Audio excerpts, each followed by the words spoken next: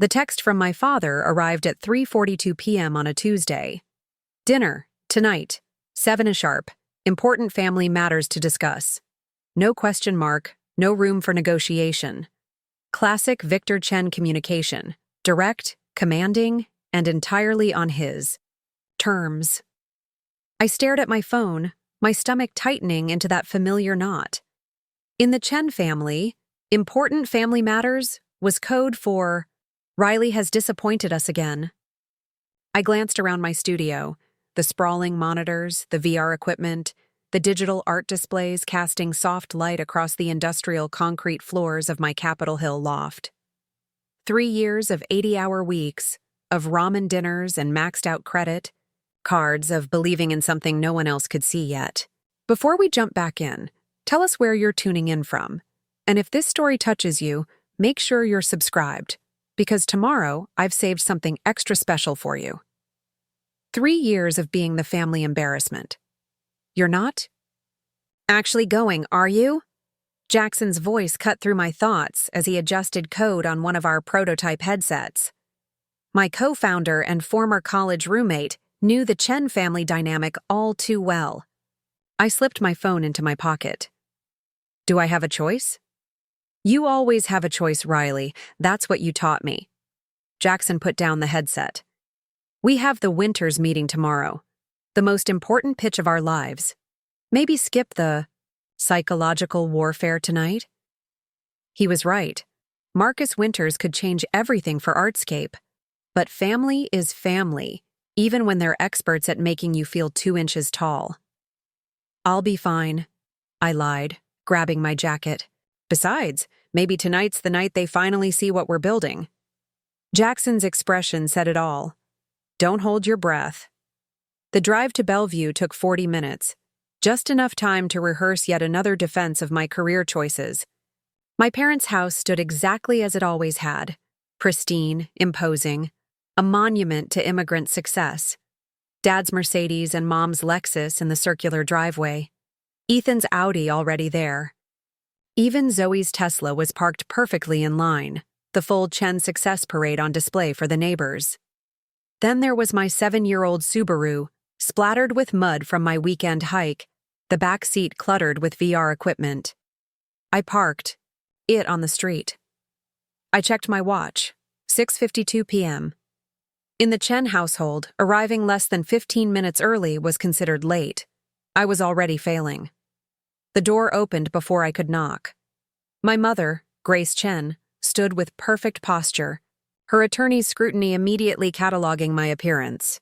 Your hair, she said instead of hello, frowning at the blue streak I'd added last week.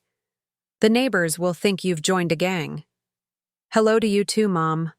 I stepped inside, kissing her cheek. She smelled of jasmine and disapproval.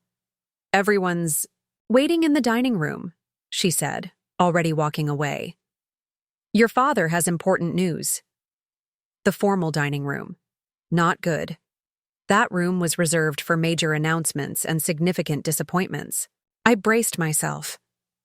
My father sat at the head of the table naturally. Ethan to his right, Zoe to his left. The golden children in their proper places. My mother took her seat at the opposite end, leaving me the lone chair on the side. The outsider's position. Riley. My father nodded. Sit. My brother and sister offered perfunctory smiles. Ethan in his tailored suit straight from his investment banking office. Zoe in her power dress, fresh from court. Both successful, respectable, walking the path laid out for them. Meanwhile, I'd shown up in jeans and a blazer, the blue streak, in my hair suddenly feeling like a neon sign flashing disappointment above my head. Now that we're all here, my father began, I have news to share. He slid an envelope across the table. Inside was an invitation to the Pacific Medical Association's annual gala, the premier event for the medical community in the Northwest. I'm being honored with the Lifetime Achievement Award, he announced. The entire Chen family will be present. The whole medical community will be there. That's wonderful, Dad, Zoe said immediately. Congratulations, Ethan added. Well deserved. They both looked at me expectantly. My turn. That's great, Dad. You've worked hard for it. I meant it. My father had built his practice from nothing after immigrating. His work ethic was undeniable. Which brings me to the matter of family presentation. His eyes fixed on me. The Chen family will be front and center.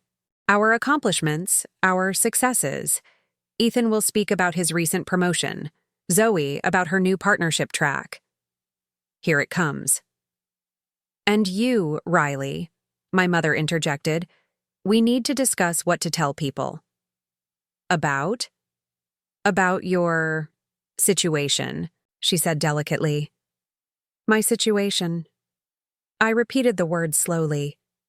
You mean my company? The one that's about to close its first major funding round? My father sighed. Riley, it's been 3 years of this hobby. Business, I corrected.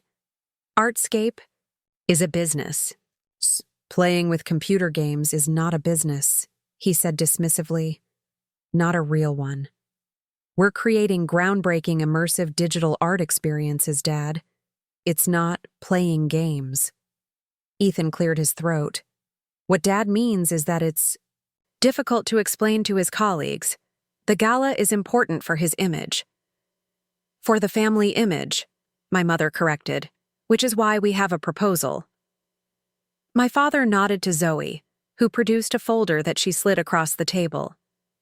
Inside was information about a management position at her law firm's technology department. They need someone with your computer skills, my mother explained. Zoe has arranged an interview. It's a real job, Riley, with benefits, a career path. The subtext was clear. A respectable job. Something they could proudly announce at the gala. I closed the folder without looking through it. I have a real job. I'm the CEO of my own company. A company that makes no money, my father responded. We're pre-revenue, not non-revenue. There's a difference. We're building something revolutionary.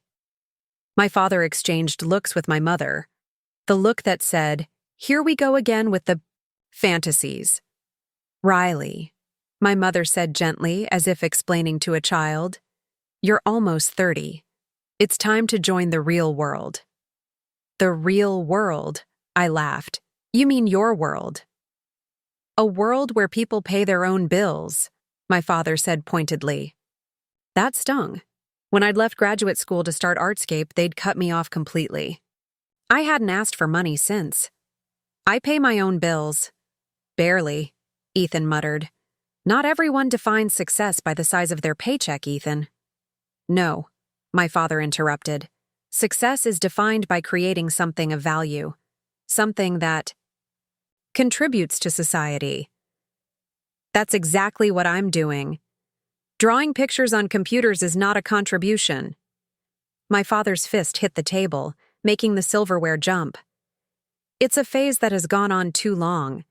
You had every advantage, Stanford, connections, opportunities, and you throw it all away to play entrepreneur. The room fell silent. My mother studied her hands. Ethan and Zoe suddenly found the ceiling fascinating. At the gala, my father continued, his voice controlled again. When asked, we will say you're between opportunities and considering offers. That is all? No mention of this hobby. There it was. The word that reduced 3 years of sacrifice and innovation to a child's passing fancy. I stood up slowly. I have to go. I have a meeting in the morning. With more dreamers like yourself? My father asked. With Marcus Winters. That got their attention. Even my father couldn't dismiss one of the most successful tech investors in Seattle. Marcus Winters wouldn't waste time on, Ethan began. On what? A hobby? I pushed my chair, and carefully. Believe what you want. Tell your friends whatever makes you comfortable. But someday, you're going to have to face the fact that I chose a different definition of success than yours. My mother stood, her face concerned. Riley, please stay. We're just worried about you. No, you're worried about how I make you look. I headed for the door. I'll come to your gala, Dad. I'll even wear a proper suit. But I won't pretend to be someone I'm not. Not even for you. As I walked out, I heard my father's voice. When this fantasy fails, don't come asking for help. I drove back to my loft, in silence, his words echoing in my head. The same words I'd heard when I dropped out of Stanford's graduate program, when I turned down the corporate job offers, when I launched Artscape with nothing but vision and stubborn determination. Back at my studio, Jackson was still working, surrounded by lines of code on multiple screens. That was fast, he said, not looking up. Preparing and narrating this story took us a lot of time, so if you are enjoying it, subscribe to our channel. It means a lot to us. Now back to the story. Same script, different day. I dropped onto the couch. How's the demo looking for tomorrow? It'll blow Winters away. Jackson finally turned. That bad, huh? They're pretending I'm between opportunities at Dad's awards gala. Can't have... The neighbors know their son makes digital pictures for a living. Jackson snorted. If they only knew what those digital pictures are about to be worth. They'll never see it. I stared at our prototype, the headset that transported users into living digital art spaces. Not until someone else tells them it's valuable. Then let's make sure someone does. Jackson tossed me a controller. Help me test the waterfall. Sequence. Winters needs to experience something he's never seen before. I caught the controller, pushing thoughts of family dinner away. Let's make some magic. The Marcus Winters meeting changed everything, though not in the way I expected. We arrived at the downtown Seattle skyscraper housing Winters' Capital an hour early. Jackson nervously adjusting his rarely worn tie while I triple-checked our demo equipment. Stop fidgeting, I told him, though my own stomach was performing. Olympic-level gymnastics. Easy for you to say. You grew up with people like this. Trust me, that doesn't help, I muttered as the elevator climbed to the 47th floor. Winters' receptionist led us to a conference room with floor-to-ceiling windows overlooking Puget Sound. 5 minutes later, Marcus Winters himself walked in. No entourage, no fanfare. Just intense eyes and a handshake that meant business. Riley? Chen, he said, studying me. Your proposal was unusual. Unusual enough to get this meeting, I replied. He almost smiled. You have 20 minutes to show me why I should care about digital art experiences. I glanced at Jackson, who gave me a slight nod. Game time. Mr. Winters, we could walk you through projections and market analyses, I began. But that's not why you're here. You want to see something you've never seen before. I handed him our prototype headset, sleeker and more advanced than anything on the market. This is Artscape. Not a game, not traditional VR. It's a new medium entirely. The next 15 minutes were silent, except for the occasional soft exclamation from Winters as he experienced our creation. Digital landscapes that responded to emotion. Art that evolved based on the viewer's reactions. Experiences that blended. Technology with raw human feeling. When he finally removed the headset, his expression had changed completely. Who else has seen this? Just our test group, and now you. Keep it that way. He set the headset down carefully. This is beyond what you described in your proposal.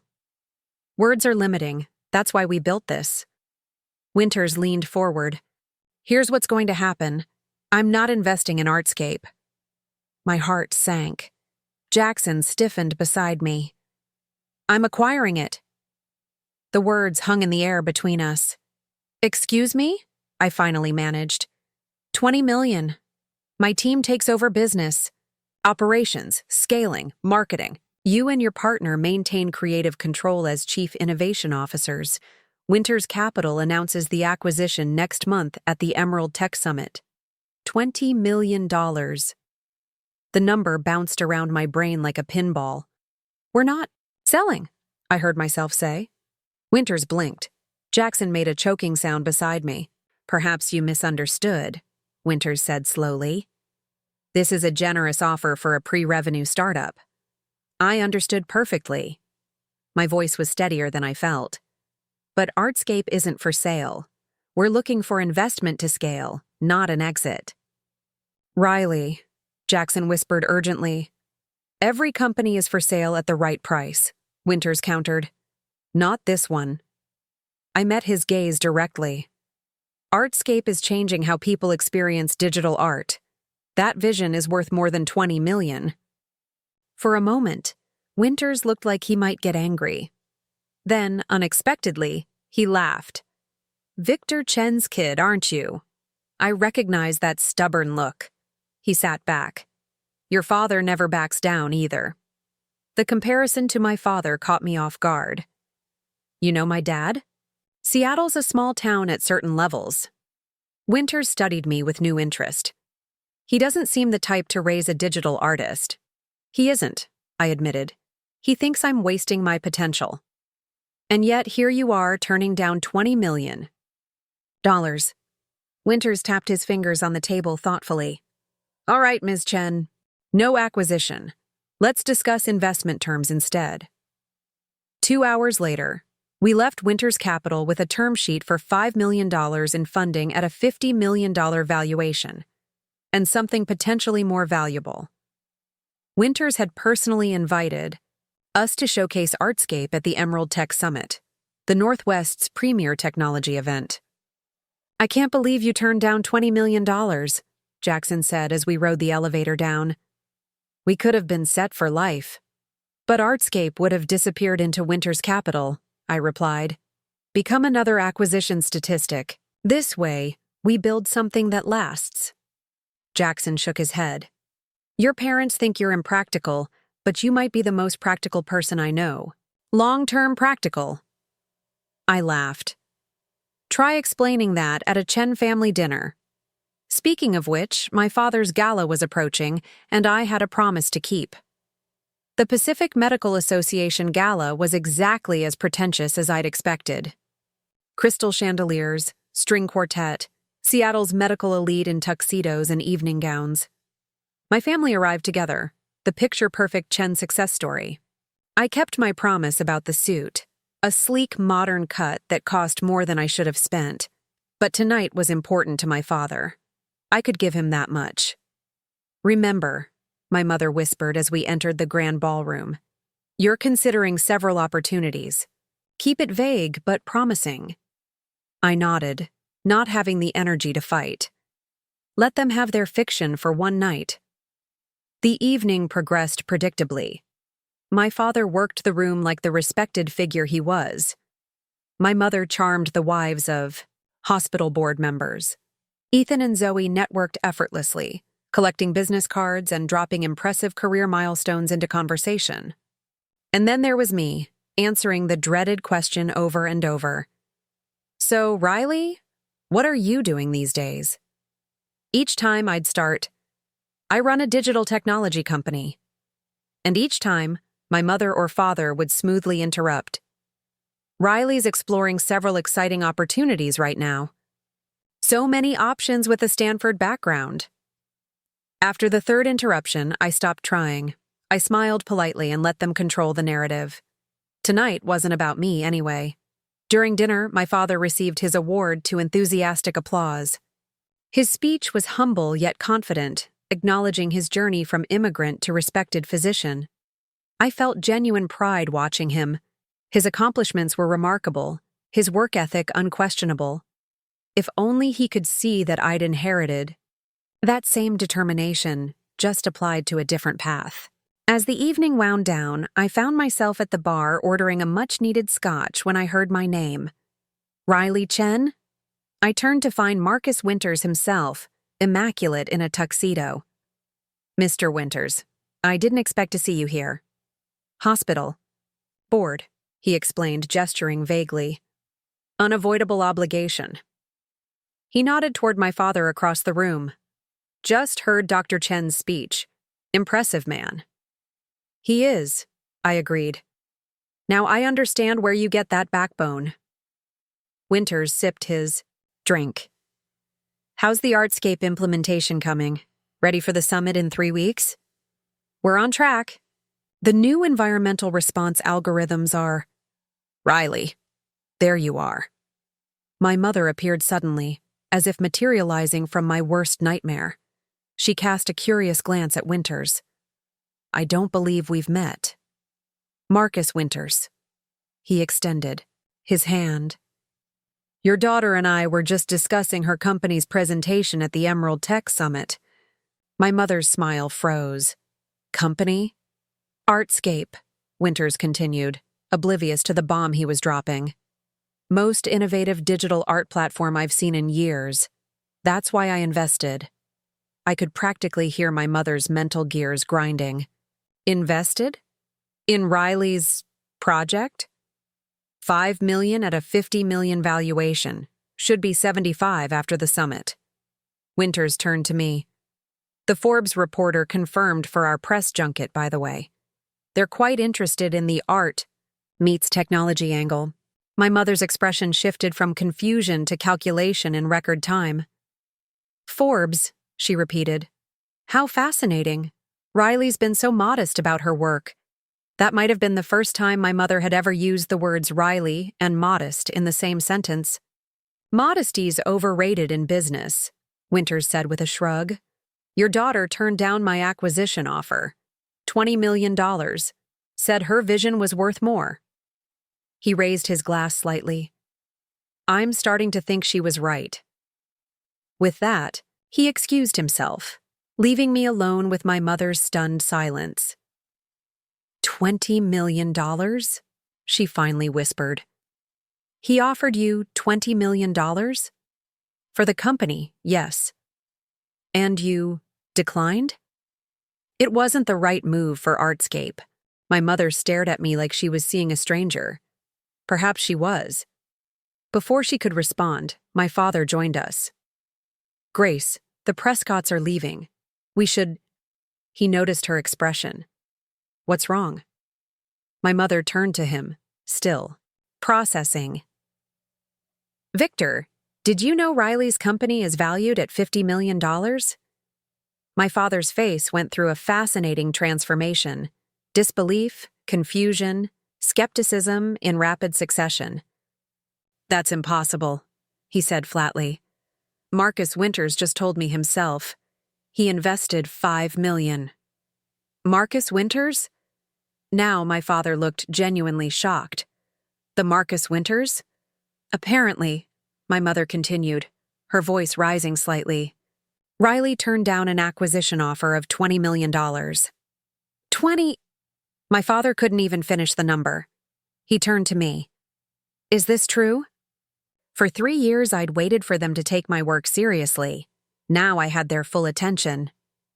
Forbes is covering Artscape at the Emerald Tech Summit next month, I said quietly. You're welcome to attend if you're interested in what I actually do. With that, I finished my scotch and set the glass down. It's been a lovely evening, and congratulations again on your award, Dad. It's well deserved. I straightened my suit jacket. I should go. I have an early meeting tomorrow. I left them standing there, trading looks of confusion and dawning realization. For once, I'd rendered the great Victor and Grace Chen speechless. The following week brought silence from my family. No calls, no texts, not even their usual forwarded articles about corporate job opportunities. I was too busy preparing for the summit to dwell on it. Artscape's presentation was coming together. Beautifully. We'd secured additional engineering talent with the Winters funding, accelerating our development timeline. The office, a real office now, not just my loft, buzzed with energy. Amara, my marketing advisor and best friend since college, orchestrated our summit strategy with military precision. The Forbes interviewer wants to focus on your background, she said, reviewing her notes.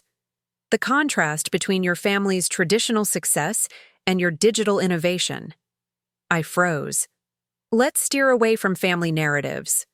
Riley, it's a compelling story. Stanford dropout rebels against Dr. Father's expectations to pioneer digital art technology. My family's off limits, I insisted. Focus on the technology, the vision, the market potential. Amara gave me her therapist look, the one that said she saw right through me. They still don't get it, do they? Even after winters? They're processing, I said more diplomatically than I felt. 3 years of building something revolutionary, and they're still processing. Amara shook her head. You know, for insanely smart people, your family can be remarkably dense. They have a specific definition of success, I defended, though I wasn't sure why I was defending them. Medicine, law, finance, measurable, respectable career paths. And apparently, $50 million tech companies don't qualify. Before I could respond, my phone buzzed with a text from my mother. Dinner tomorrow? Just us. Please. I showed Amara the message. The please is new, I noted. Progress, she agreed. Just don't let them hijack your narrative again. I agreed to meet my mother at a neutral location, a quiet restaurant downtown, away from family history and expectations. She was already seated when I arrived, looking somehow both formidable and uncertain. Grace Chen, Harvard law graduate and feared litigator, rarely did uncertainty. Riley, she stood to greet me. Thank you for coming. We exchanged awkward pleasantries as we ordered. Once the waiter left, my mother folded her hands on the table, her negotiation posture. I owe you an apology, she began, surprising me immediately. We haven't been fair to your work. I stayed silent, waiting for the other shoe to drop. Your father and I. She paused, choosing her words carefully. We come from backgrounds where security was never guaranteed. Everything we've built came from sacrifice and following proven paths. I know your story, Mom. But perhaps we've been telling it wrong. She sighed. When you left Stanford, all we saw was risk. We couldn't understand choosing uncertainty when you had clear opportunities. I saw possibility, not risk, I explained. Artscape was never about rejecting your values. It was about applying them to something I believed in. My mother nodded slowly. Marcus Winters explained what your company actually does. It's not what we thought. I couldn't help but smile. You mean it's not me playing video games in my pajamas? He showed Victor the valuation documents. My mother actually looked embarrassed. We had no idea, Riley. No idea it was so legitimate. There it was. Legitimacy defined by dollar signs and influential investors. Not by vision or innovation or determination. Still, it was something. So now that Marcus Winters has validated my career choice, it's suddenly respectable? I couldn't keep the edge from my voice. That's fair, my mother conceded, surprising me again. We should have trusted your judgment. Should have at least tried to understand. The waiter delivered, our meals giving me a moment to collect my thoughts. Why now, Mom? What's really going on? She set down her fork. Your father's practice is in trouble. What kind of trouble? A malpractice suit, a significant one. She lowered her voice. The insurance won't cover all of it. We may lose the house, the practice, everything. The admission clearly cost her. Grace Chen didn't discuss failures or weaknesses, not ever. I'm sorry to hear that, I said carefully. But I'm not sure what this has to do with me. Nothing directly, she assured me. We're not asking for money if that's what you're thinking. Then what are you asking for? Understanding. She met my eyes directly. And perhaps a second chance. To be the parents we should have been when you first came to us with your vision. I wanted to believe her.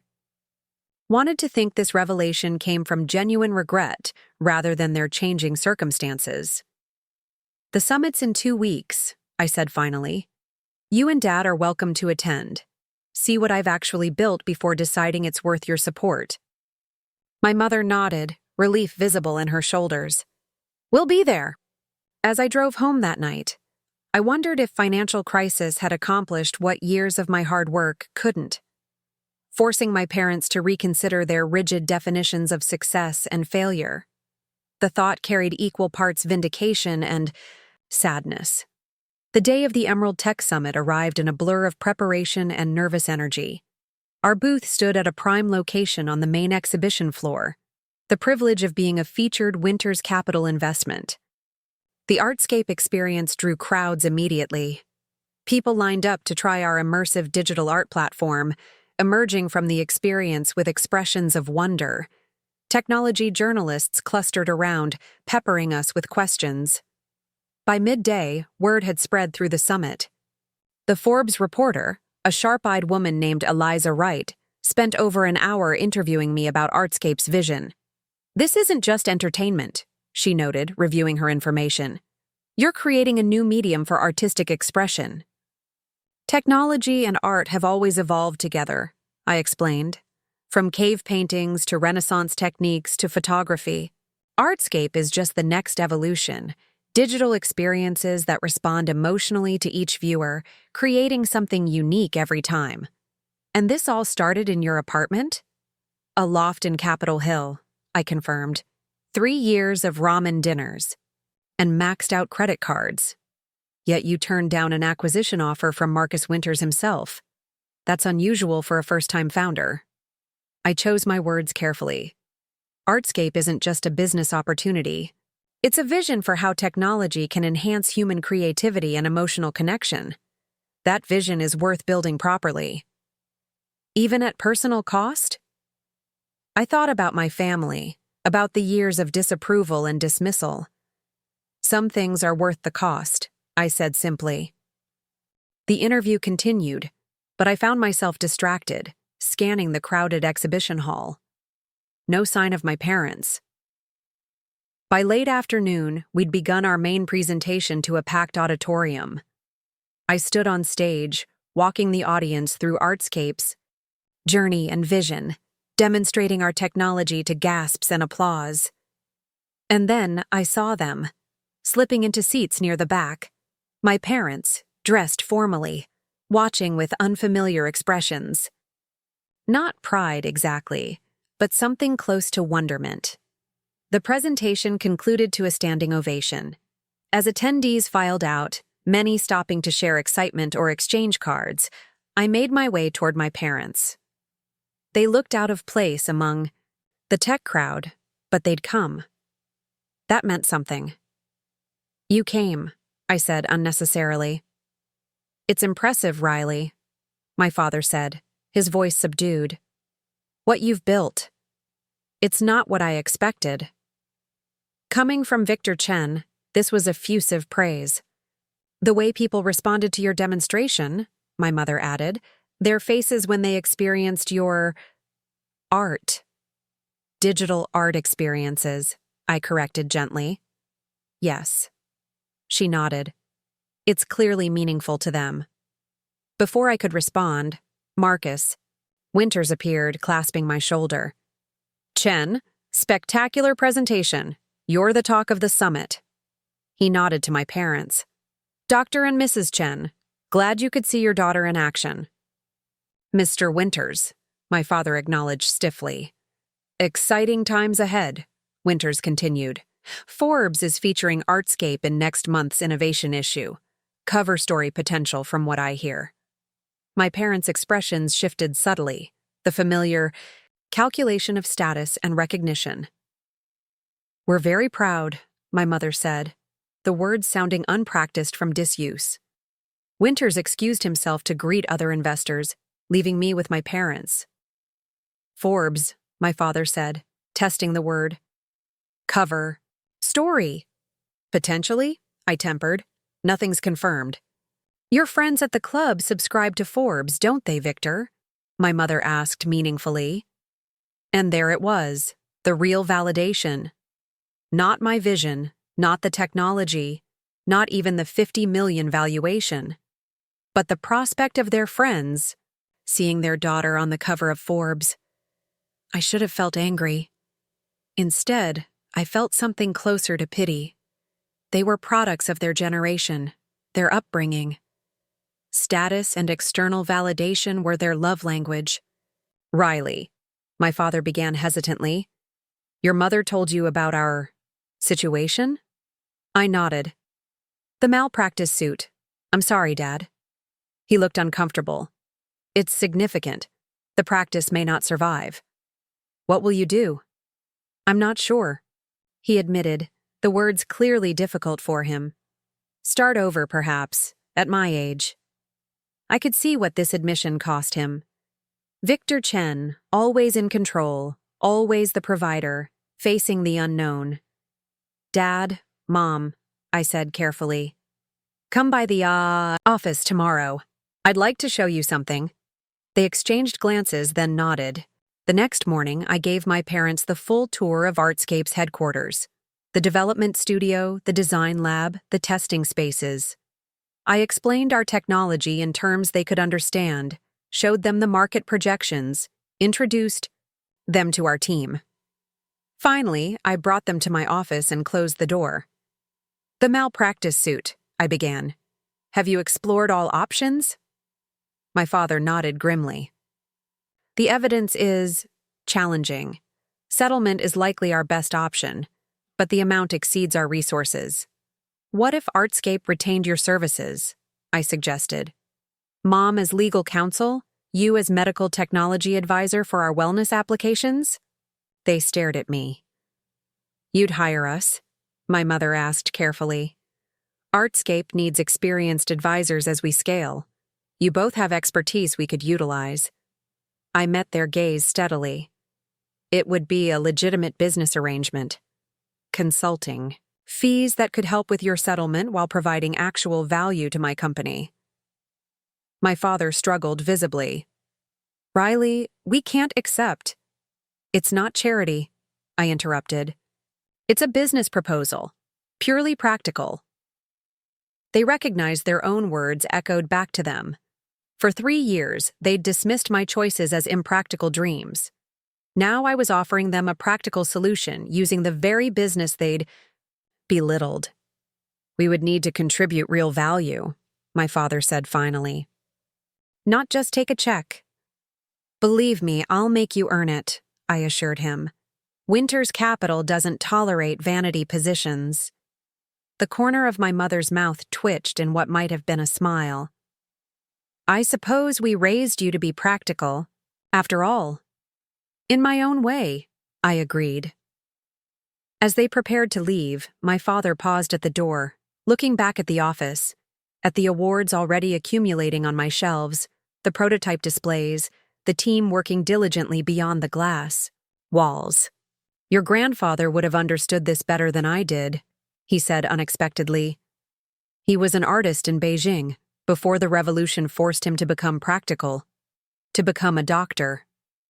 I'd never heard this story before.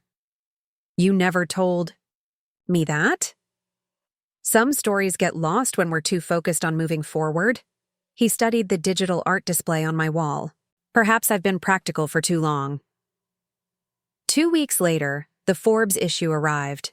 Artscape wasn't just featured, it was the cover story, complete with my portrait and the headline, The Art of Digital Revolution, How Riley Chen is Transforming Creative Expression.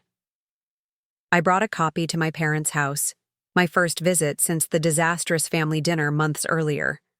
My father answered the door himself, a subtle change from protocol. I thought you might want this, I said, handing him the magazine. He held it carefully, studying the cover with an expression I couldn't quite read. The neighbors will see, I said lightly. He looked up, and to my surprise, laughed, a genuine laugh I hadn't heard in years. Let them, he said, opening the eye, Dr. Whiter. Come in. Your mother's making your favorite dumplings. As I stepped inside, I noticed something different in the entryway. A framed printout of Artscape's logo, positioned prominently among the family photos. My hobby had a place. In the Chen household at last. My mother's dumplings were exactly as I remembered. Delicate wrappers with perfectly crimped edges, the filling a precise balance of pork, ginger, and scallions. Some things never changed in the Chen household, even when everything else had. We sat in the kitchen rather than the formal dining room, another subtle shift in family dynamics. The Forbes magazine lay open on the counter, my face staring back at us between bites of home-cooked food. "The article is quite thorough," my mother commented, her index finger tapping beside a paragraph about Artscape's proprietary emotional response algorithms. "Though they could have mentioned your Stanford background more prominently. Some things really never changed. The technology is the story, Mom, not my credentials. Still, it adds credibility." My father cleared his throat. "The reporter contacted me." I nearly choked on a dumpling. "Eliza Wright called you? She wanted background on your upbringing." He looked almost sheepish. "I may have mentioned your childhood coding projects, the website you built for my practice when you were 14. You remembered that?" "Of course." He seemed surprised I'd ask. "It was impressive. Patients still comment on the appointment. System you designed." This was new territory. My father acknowledging my early technical abilities. For years, he'd framed my computer interests as distractions from real academic pursuits. "Dad actually kept all your science fair projects," my mother added. "The ones with the interactive displays. They're in boxes in the attic." The revelation that my parents had preserved evidence of my technical inclinations, achievements they'd dismissed as secondary to traditional academics, left me momentarily speechless. My phone buzzed with a text from Jackson. "CNN Tech wants an interview. Tomorrow. Say yes?" I showed my parents the message. "CNN?" My mother's eyebrows raised. "National exposure." "Go," my father said simply. "We'll finish the consulting paperwork. Another time." As I drove back to my loft that evening, I struggled to reconcile this new parental support with years of dismissal. One Forbes cover couldn't erase a lifetime of practical expectations, could it? The next morning brought Jackson to my door at an ungodly hour, carrying coffee and barely contained excitement. "CNN Tech, Riley. Do you realize what this means?" I took the coffee gratefully. More pressure? Validation, scale, the beginning of Artscape becoming a household name. He followed me inside, already reviewing talking points on his tablet. "The anchor wants to focus on the artistic elements but also the technology architecture. We should emphasize the emotional response algorithms. That's our real innovation." "Slow down," I yawned. "What time is the interview?" 3 hours. Hair and makeup will be here in 90 minutes. Hair and... Jackson, it's a tech interview, not the Oscars." He stopped pacing. "Riley, people are going to see you. Millions of people. This isn't just about the technology anymore. You're becoming the face of digital art innovation." The realization settled uncomfortably. I'd spent 3 years focused on building Artscape, not on becoming a public figure. The Forbes cover was one thing, but television was another level entirely. "I'm a developer, not a spokesperson." "You're the CEO," Jackson corrected. "That makes you both." The CNN interview went better than expected. The anchor was genuinely interested in Artscape's vision, asking thoughtful questions about the intersection of technology and artistic expression. I found myself relaxing as I demonstrated a portable version of our platform on a tablet, showing how digital art could respond to the viewer's emotions through subtle biometric readings. "What we're seeing is a fundamental shift in how art is experienced," I explained. "Traditional art is static, the same painting or sculpture for every viewer. Artscape creates unique experiences that evolve based on emotional response. Essentially, customizing art for each person," the anchor clarified. "More like a collaboration between artist, technology, and viewer. Every experience is unique, never to be repeated exactly the same way again." After the interview, my phone lit up with messages from colleagues, former classmates, and surprisingly distant relatives who suddenly remembered their connection to me. My mother forwarded messages from family friends who'd seen the segment, Even Ethan texted, "Didn't understand half of what you said, but you looked confident saying it. Good job." High praise from my investment banker brother, Amara called as I was heading into our office. "You were brilliant, authentic, passionate, accessible. The team is celebrating with champagne as we speak." At 10 in the morning? It's 5 o'clock somewhere, and besides, CNN is a milestone. Her voice turned serious. "But that's not why I called. Have you seen the market response? To the interview? Already? 3 VCs have called asking for meetings. Our website traffic crashed the servers. And," she paused dramatically, "Makerson Gallery wants to discuss an installation." Makerson Gallery was the premier digital art space in Seattle, known for launching cutting-edge artists into the national spotlight. "You're kidding." "Meeting tomorrow at 9.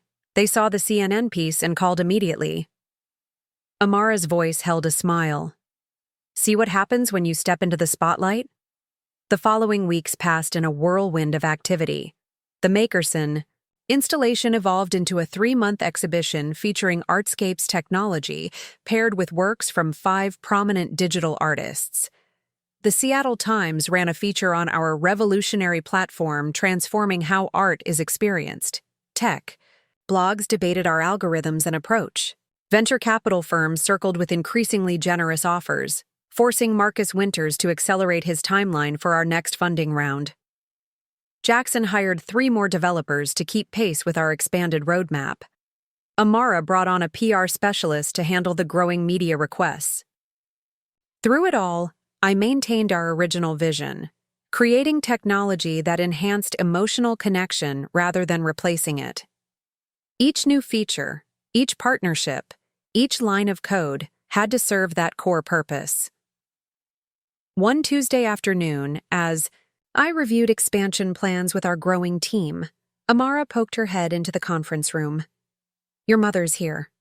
I found Grace Chen in our reception area, looking both perfectly composed and oddly out of place among the casual tech office surroundings. "Mom, is everything okay?" "Everything's fine." She held up a manila folder. "I've completed the initial legal review you requested. The licensing agreements need significant revision." It took me a moment to switch gears. In the whirlwind of recent weeks, I'd almost forgotten about my proposal to retain my parents as consultants. "You actually reviewed them?" She looked mildly offended. "Of course. You're paying for my expertise, not my name." I led her to my office, clearing space on my perpetually cluttered desk. Grace Chen operated in precision and order. My creative chaos clearly made her uncomfortable. "The third-party developer agreements leave you exposed," she began, opening her folder to reveal meticulously annotated documents, particularly regarding intellectual property rights to derivative works, and the confidentiality provisions have significant gaps. For the next hour, my Harvard-educated attorney mother dissected our legal framework with surgical precision, identifying weaknesses I hadn't considered, and suggesting structural changes that would better protect Artscape's core technology. "This is thorough," I admitted, reviewing her notes. "It should be." I stayed up until 2 a.m. studying digital rights case law. She straightened a stack of papers with a precise tap. "Your industry moves quickly, but legal precedent is still catching up." The image of my mother, in her 60s, staying up late to study digital rights law for my hobby business struck me deeply. "You didn't have to do all this, Mom. You're paying me as a consultant." Her expression softened slightly. "And I wanted to understand your world better." Before I could respond, Jackson burst in without knocking, a common occurrence. "Riley, the Winters team just called. The valuation model is—" He stopped abruptly, noticing my mother. "Mrs. Chen, sorry for interrupting." "It's fine," I said. "Mom was just going through our licensing agreements." "Actually," my mother said, standing, "I should get back to your father. He has his first consultation with your wellness team this afternoon." Jackson looked between us, clearly curious, but professional enough not to ask. After my mother left, he raised an eyebrow. Your mom is reviewing our contracts? We retained my parents as consultants, I explained. Dad's advising on the wellness applications, Mom's handling legal review. Consulting, right. His tone suggested he understood the arrangement's true nature. And how's that working out? I glanced at the folder my mother had left, 60 pages of detailed legal analysis. Better than expected, actually. My father's consultation proved equally surprising. Rather than treating it as a formality, he arrived with a comprehensive analysis of how Artscape's emotional response technology could be applied to pain management and anxiety reduction in medical settings.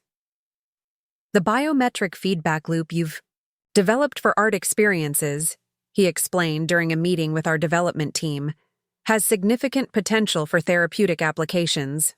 He projected slides showing parallels between our artistic algorithms and emerging neurological research.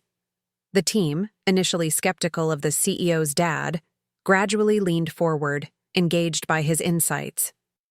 If we modify the input parameters, here, my father continued, circling an equation on the whiteboard, the system could potentially help patients visualize and manage chronic pain through immersive environments. Jackson shot me a look across the conference room. Your dad actually gets this. The meeting ran 2 hours over schedule, with developers and my father exchanging ideas with increasing enthusiasm. As everyone finally dispersed, my father lingered, studying the digital displays around our office. Your team is impressive, he said. They're the best in the field. They respect you. He said this with a note of discovery, as if only now realizing that others saw in me what he had missed. The tall one? Sanjay. He takes notes on everything you say. I smiled. Sanjay documents everything. It's just his process. No. My father shook his head. He writes down your ideas specifically. The others defer to your judgment, even when debating technical points. He paused. You've built something meaningful here, Riley, not just the technology. Coming from Victor Chen, who measured success in concrete achievements and status markers, this recognition of my leadership, my ability to build a team and culture, felt more significant than his acknowledgement of Artscape's financial potential. Thanks, Dad. He cleared his throat, uncomfortable with the emotional moment. We should discuss the therapeutic applications further. I have additional research to share. As he left, I realized my parents were doing more than just accepting consulting checks to save their financial situation. They were genuinely engaging with my work, bringing their considerable expertise to bear on Artscape's future. Not because Forbes or CNN had validated me, but because they were finally seeing the substance beneath what they'd dismissed as a hobby. The next milestone came unexpectedly. A Thursday afternoon email from Spencer Reed, technology editor at The Wall Street Journal, requesting a conversation about emerging trends in immersive technology. I forwarded it to Amara, who called immediately. The Wall Street Journal, Riley. This isn't just another tech blog. Their business profiles reach everyone who matters in the investment world. I thought that was what Forbes did. Forbes got... You noticed. The journal will cement your legitimacy. She paused. Reed doesn't write about speculative ventures. He covers established innovators changing their industries. The distinction wasn't lost on me. Despite the growing attention, part of me still felt like that uncertain graduate school dropout, defending my choices to disapproving parents. External validation shouldn't matter, but it did. Set it up, I told her. Spencer Reed arrived at our office the following Tuesday, tall, prematurely gray with sharp eyes that missed nothing. He declined a formal tour, instead asking to observe our team at work, in their natural habitat. For 2 hours, he wandered our workspace, asking developers specific technical questions, studying our prototypes, and taking meticulous notes. Finally, he settled in a chair across from my desk. Your team mentions emotional authenticity frequently, he began, no preamble. Explain what that means in practical terms. The directness was refreshing after weeks of media gloss. Digital experiences often optimize for engagement metrics, time spent, clicks, shares. We optimize for emotional resonance, I explained. Our algorithms detect subtle biometric indicators, pupil dilation, micro-expressions, galvanic skin, response, to understand how users genuinely feel, not just what gets their attention.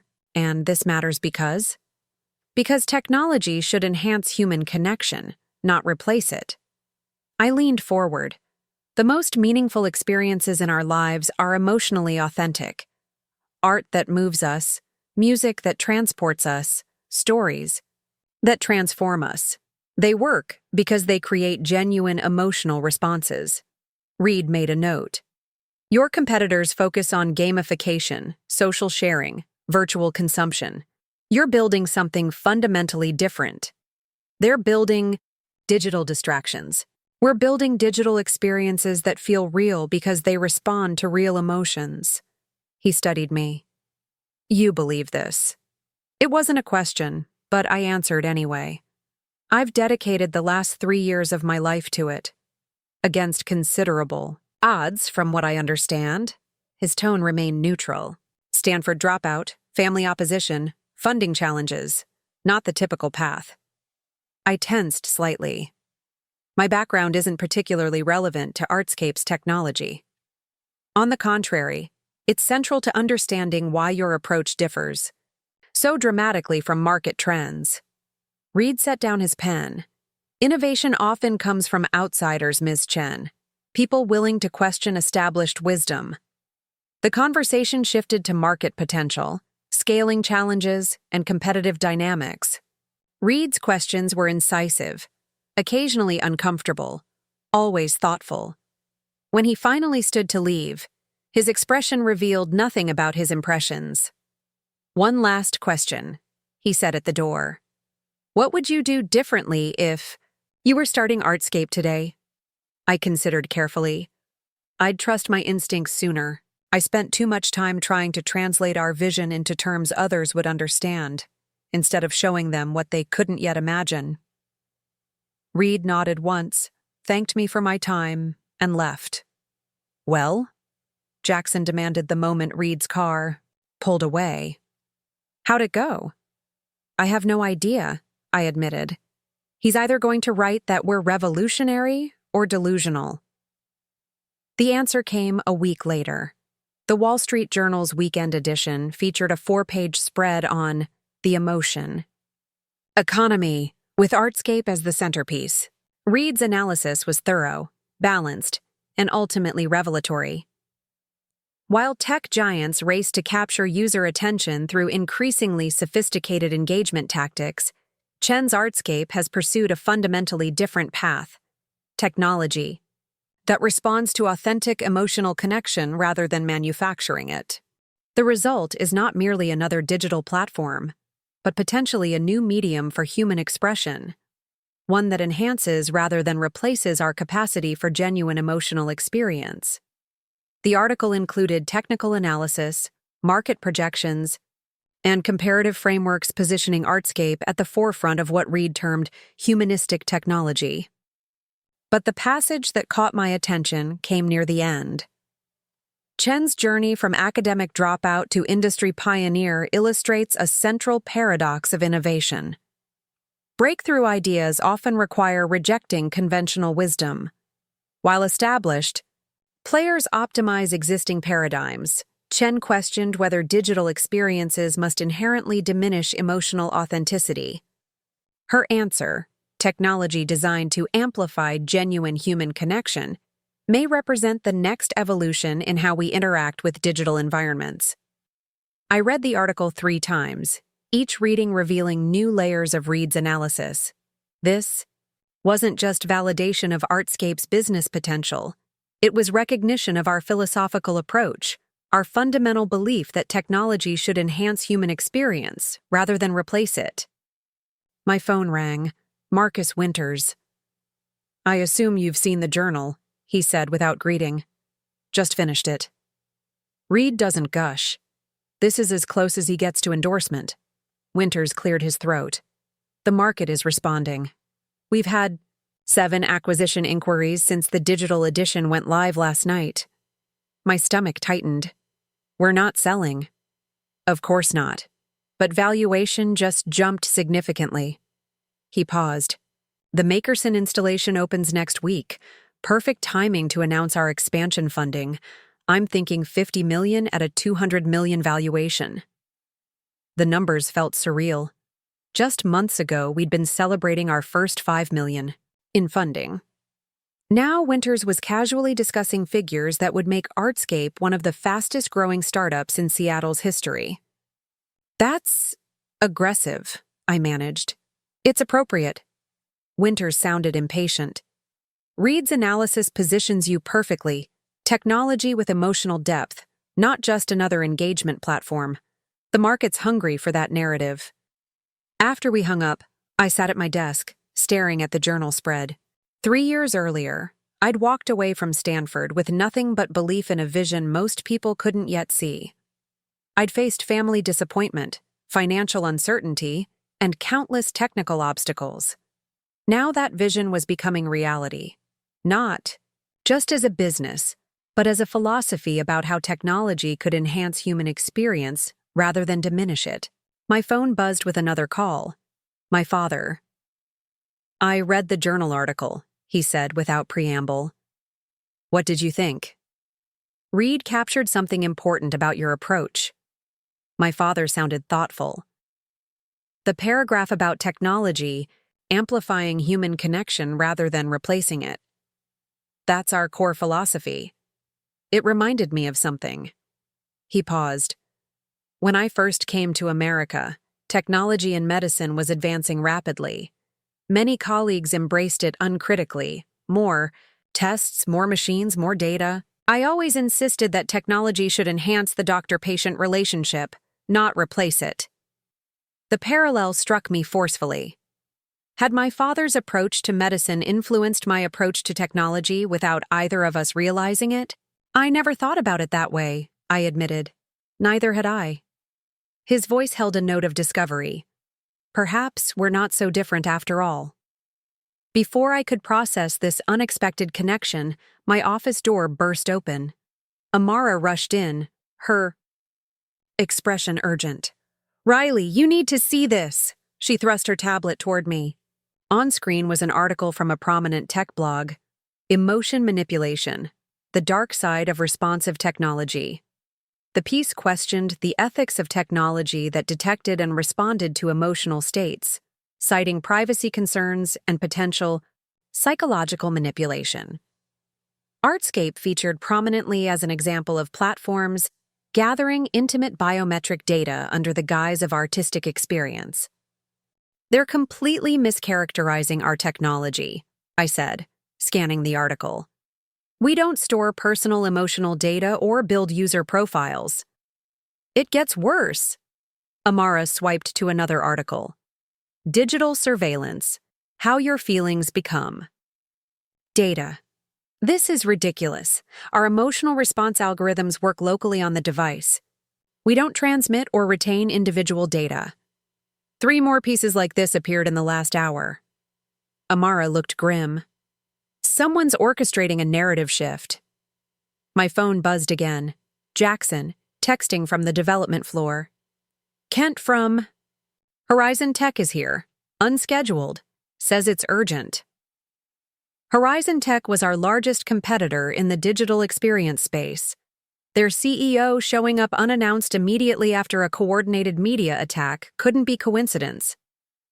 Send him to the conference room, I texted back. I'll be there in 5 minutes. What's going on? Amara asked. I think we're about to find out. Kent Matthews waited in our main conference room, impeccably dressed and unnervingly calm. At 45, he'd built Horizon Tech into a billion-dollar digital entertainment platform focused on gamified experiences and social sharing. Everything Artscape wasn't. Riley, he greeted me with practiced warmth. Thanks for seeing me without an appointment. Hard to ignore the CEO of Horizon appearing. In my office the same day, coordinated hit pieces target our technology. Matthews raised an eyebrow. Straight to business. I appreciate that. I remained standing. What do you want, Kent? To make you an offer. He placed a leather portfolio on the table. Horizon will acquire Artscape for $300 million. Full cash consideration, immediate closure. The figure, significantly higher than even Winter's aggressive valuation, momentarily stunned me. Why would Horizon pay that much for technology you're simultaneously attacking in the press? Matthews didn't bother denying the connection. The articles raise legitimate questions about a technology category we're both developing, questions better addressed inside a larger organization with established privacy protocols and ethical frameworks. Convenient timing. Smart strategy, he countered. The Wall Street Journal piece positioned you as the ethical alternative to engagement-focused platforms like ours. We're simply highlighting the complexity of that claim. The calculation was clear. Create public concern about emotional response. Technology, position Horizon as the responsible steward for such sensitive innovation, and pressure Artscape to sell before the narrative damaged our reputation. Not interested. I moved toward the door. You haven't reviewed the terms. I don't need to. Artscape isn't for sale. Matthew's friendly demeanor cooled. The concerns raised in those articles will gain traction, Riley. Emotional data is sensitive. Territory. Regulators will take notice. Investors will get nervous. Our technology doesn't store or exploit emotional data. It responds to it in real time, locally, to enhance the user experience. A nuance lost on most readers. He stood, straightening his jacket. Today's offer is generous. Tomorrow's may not be.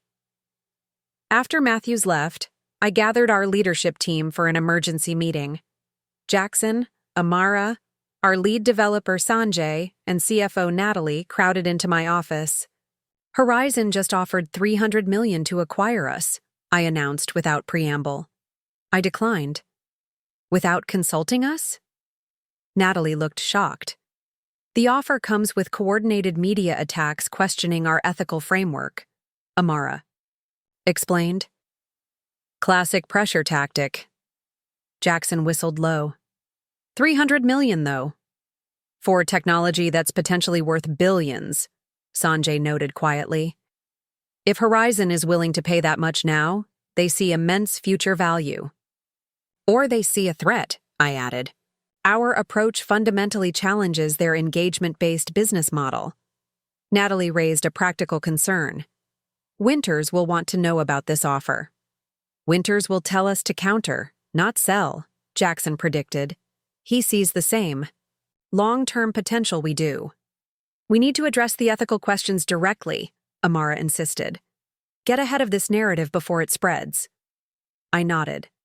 Prepare a detailed technical white paper explaining our privacy architecture and ethical framework. Emphasize local processing, data minimization, and user control. And if that doesn't stop the narrative, Natalie asked, then we demonstrate it. I turned to Sanjay. How quickly can we release an open-source version of our core privacy architecture? Let developers and security experts verify our claims directly, Sanjay considered. 2 weeks for a properly documented release. Less if we cut corners, but I wouldn't recommend it. 2 weeks it is. Transparency is our best defense. As the IFAO team dispersed to implement our response strategy, my phone buzzed with a text from my father. Saw the negative articles. How can I help? The simple offer of support, so different from the dismissal I'd faced for years, affected me more than I expected.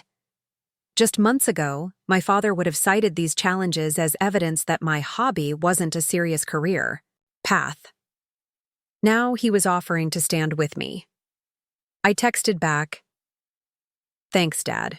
We're handling it. But I appreciate the offer." His response came quickly. "Dinner tonight? Your mother's worried." The thought of my mother worrying about my business reputation, rather than pushing me to abandon it for a real job, was another unexpected shift. "Dinner sounds good?" I replied. That evening, as we sat around their kitchen table, I explained the situation with Horizon Tech and our response strategy. This Matthews person, my mother said, frowning, he orchestrated media attacks to devalue your company, then appeared with an acquisition offer. That's borderline illegal. Borderline being the operative word, I sighed. It's carefully calibrated to pressure us without crossing legal lines. My father considered this. When a competitor resorts to such tactics, it means they fear you, or they see value worth taking, my mother added. Both, I think, I admitted. Our approach challenges their fundamental business model. My father nodded slowly. In medicine, when established practices feel threatened by new approaches, the first response is often dismissal, then attack. It means you're on the right track. The question, my mother said practically, is how to counter their narrative effectively. I explained our transparency strategy, the technical white, paper and open source release. Good start, she agreed, but insufficient alone. You need third-party validation. Independent experts confirming your ethical framework, my father added, preferably from academia or established research institutions. They were right, of course. My parents' decades of professional experience navigating complex institutional landscapes offered perspective our younger team lacked. By the end of dinner, we'd outlined a comprehensive counter-strategy incorporating their suggestions. As I prepared to leave, my father disappeared briefly to his study, returning with an old leather-bound journal. I found this recently, he said, handing it to me. My father's notes from his art studies in Beijing, before the revolution forced him to change paths. I opened the journal carefully. Inside were delicate drawings, color studies, and handwritten notes in Chinese characters, too complex for my limited language skills. Your grandfather believed art was about emotional truth, my father explained. He taught me to look for it in everything, even after he could no longer create art himself. He turned to a specific page where a faded drawing showed a traditional landscape with detailed notes alongside it. He wrote here about how different viewers might experience the same landscape differently depending on their emotional state, my father translated. How the artist must understand this variation in perception. The parallel to Artscape's responsive environment technology was striking. Perhaps your innovative approach isn't entirely new, he said quietly. Perhaps it remembers something essential that technology has forgotten. As I drove home that night, my grandfather's journal carefully placed on the passenger seat, I reflected on how dramatically circumstances had changed. 6 months earlier, my parents had dismissed my work as a hobby and pressured me to join the real world. Now they were offering strategic advice, professional insights, and even connecting my vision to family heritage I'd never fully known. The path hadn't been straightforward. It had taken external validation, Forbes, CNN, The Wall Street Journal, to initially shift their perspective. But something deeper had evolved since then. Genuine understanding of the vision driving Artscape, not just recognition of its commercial success. My phone buzzed with an email notification. Spencer Reed from The Wall Street Journal, responding to our request for a follow-up conversation addressing the ethical questions raised by competitors. Interesting developments. Available tomorrow, 2 p.m. Bring your technical documentation. Emotional manipulation claims deserve thorough examination, for better or worse. The battle for Artscape's narrative, and perhaps its future, was just beginning. But for the first time, I faced such challenges with my family standing beside me rather than questioning my path. Tomorrow would bring new struggles.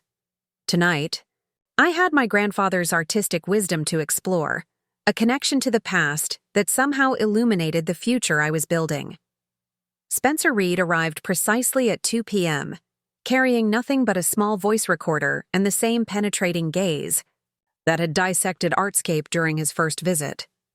I'd assembled our core team, Jackson with his technical expertise, Amara to address communication strategy, Sanjay to explain our privacy architecture, and Natalie for financial context. Together, we represented a united front against Horizon's coordinated attacks. Quite the war room, Reed observed, taking in our preparation. We believe in transparency, I replied, sliding a folder toward him. Our complete technical documentation, privacy frameworks, and ethical guidelines, everything on the record. Reed left the folder untouched. I've reviewed the articles claiming Artscape engages in emotional manipulation, compelling narrative, if somewhat light on technical specifics. Because it's fundamentally false, Sanjay interjected, unable to contain his engineer's frustration with technical inaccuracies. Our system processes emotional responses locally on the device with ephemeral data handling. We don't build emotional profiles or retain individualized response patterns. Reed nodded. So you claim. But the broader question remains interesting. Should any technology, even one with strong privacy safeguards, detect and respond to emotional states? That's like asking if mirrors should reflect our facial expressions, I countered. Humans naturally respond to each other's emotional cues. Our technology simply extends that natural responsiveness to digital experiences. With one critical difference, Reed noted. Humans don't algorithmically optimize those responses. For the next hour, Reed probed every aspect of our technology, business model, and ethical framework. His questions were incisive, occasionally uncomfortable, but notably free from the presumptive biases evident in the attack articles. He seemed genuinely interested in understanding the nuances that Horizon's media campaign had deliberately obscured. One final question, Reed said as our session concluded. Are you aware of who owns the publications that ran the original critical pieces? I exchanged glances with Amara, who had been tracking the media coverage. Smaller tech blogs, primarily. Independent, as far as we know. Reed's expression revealed nothing. Interesting assumption. Thank you for your time. After he left, Amara turned to me. What was that about ownership? I'm not sure, I admitted. But Reed doesn't ask idle questions. The answer arrived the following morning in the form of a Wall Street Journal exclusive. Digital Manipulation, the Manufactured Controversy. Reed's investigation revealed that 3 of the 5 publications that had published criticisms of Artscape's technology had received significant funding through investment vehicles linked to Horizon Tech. The remaining 2 had recently signed lucrative advertising deals with Horizon's marketing partners. Reed didn't directly accuse Matthews of orchestrating a hit campaign, but the connections were unmistakable. More importantly, his piece thoroughly explained the technical reality of Artscape's privacy-focused architecture, contrasting it with the data harvesting approaches common among major platforms, including Horizon's. The article concluded with a statement that sent our office into celebration. Innovation often threatens established interests, particularly when it challenges fundamental business models. Artscape's approach, prioritizing emotional authenticity and privacy by design, represents a potential paradigm shift in how digital experiences are created and monetized. Whether this shift threatens or complements existing platforms remains to be seen, but attempts to discredit emerging technologies through misleading narratives ultimately undermine the informed market competition essential to technological progress. Jackson burst into my office waving his tablet. Reed just destroyed Horizon's entire attack strategy. Have you seen the fallout online? Tech Twitter is exploding, Amara confirmed, scrolling through her phone. The backlash against Horizon is brutal. Digital ethics organizations are calling for FTC review of their market practices. My phone rang. Marcus Winters. I assume you've seen Reed's follow-up, he said without preamble. Masterful counter-strategy, getting him involved. We simply offered transparency. Reed did the investigative work himself. Regardless, Matthews overplayed his hand. We've received 2 new investment inquiries this morning from firms that previously aligned with Horizon. Winters paused, and I've heard Matthews's board is asking uncomfortable questions about his tactics. I don't want this to become a personal vendetta, I cautioned. Our focus should be building our technology, not fighting competitors.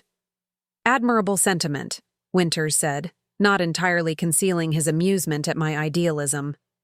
But in this industry, your competitors determine the battlefield, not your preferences. Matthews chose media manipulation. Reed just shifted the terrain. After hanging up, I stared out my office window at the Seattle skyline, contemplating how quickly Artscape had gone from obscure startup to central player in a high-stakes industry battle. 3 years of working in relative anonymity had given way to Forbes covers, Wall Street Journal investigations, and competitors willing to orchestrate media campaigns to undermine us. My phone buzzed with a text message. Zoe, my sister, reaching out unprompted for the first time in months. Saw the WSJ piece. Matthews is getting roasted at the Bar Association lunch. Couldn't happen to a nicer guy. Dinner soon?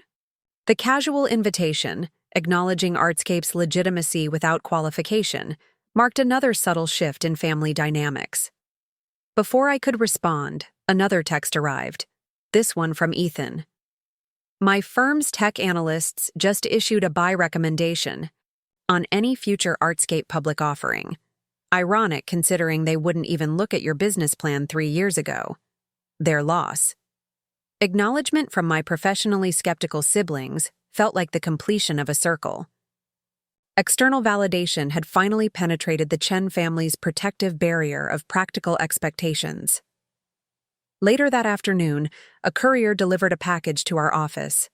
Inside was a vintage art book on Chinese landscape painting with a note, in my father's precise handwriting. Your grandfather would have understood your vision. So do I, finally. Dad. The simple acknowledgement, not of Artscape's commercial success, but of the vision driving it, meant more than any magazine cover or investment valuation. My moment of reflection was interrupted by Amara bursting into my office. Riley, Makerson Gallery just called. They want to expand our exhibition space by 3 times and extend the run to 6 months. The Horizon controversy has generated unprecedented interest. That's great, but... And there's more. She couldn't contain her excitement. Ted wants you to give a main stage talk on the future of emotional technology at their annual conference. Ted? As in the TED Talks? The main event. 18 minutes that could define Artscape's place in the broader cultural conversation. About technology and humanity. Amara studied my expression. Why don't you look excited? I struggled to articulate the complex emotions swirling beneath the surface. I am. It's just... When I started Artscape, it was about the technology, the vision. Now it's becoming about me personally. Covers, interviews, TED stages. That's how visionary companies grow, Riley. They become inseparable from their founders' stories. Amara sat across from me. Steve Jobs, Elon Musk, Sarah Blakely, their personal journeys became part of their company's narratives. I'm not comfortable being the face of a movement. Too late. She slid her tablet toward me, showing a business magazine's newest headline. Riley Chen, leading the emotion revolution. I groaned. Revolutionary seems a bit dramatic. It's accurate, a voice said from the doorway. Jackson stood there, tablet in hand. The open-source release of our privacy framework just hit 10,000 downloads in the first hour. Developers are already building on it. The realization that our approach was spreading beyond Artscape itself, becoming a framework others could adopt and extend, shifted my perspective. Perhaps this wasn't just about personal recognition, but about advancing a philosophy of technology that prioritized human emotional experience. Fine, I conceded. Tell Ted yes. But I want the talk to focus on the vision, not my personal story. The vision is your personal story, Amara pointed out. Your rejection of traditional success metrics, your belief that technology should enhance human connection rather than exploit it, that's what makes Artscape different. She was right, of course. the vision I'd fought for, against family expectations, financial pressures, and market skepticism, had always been personal. Perhaps embracing that reality was the next step in Artscape's evolution. The following weeks brought a flurry of activity. The Makerson Gallery installation opened to critical acclaim and unprecedented crowds.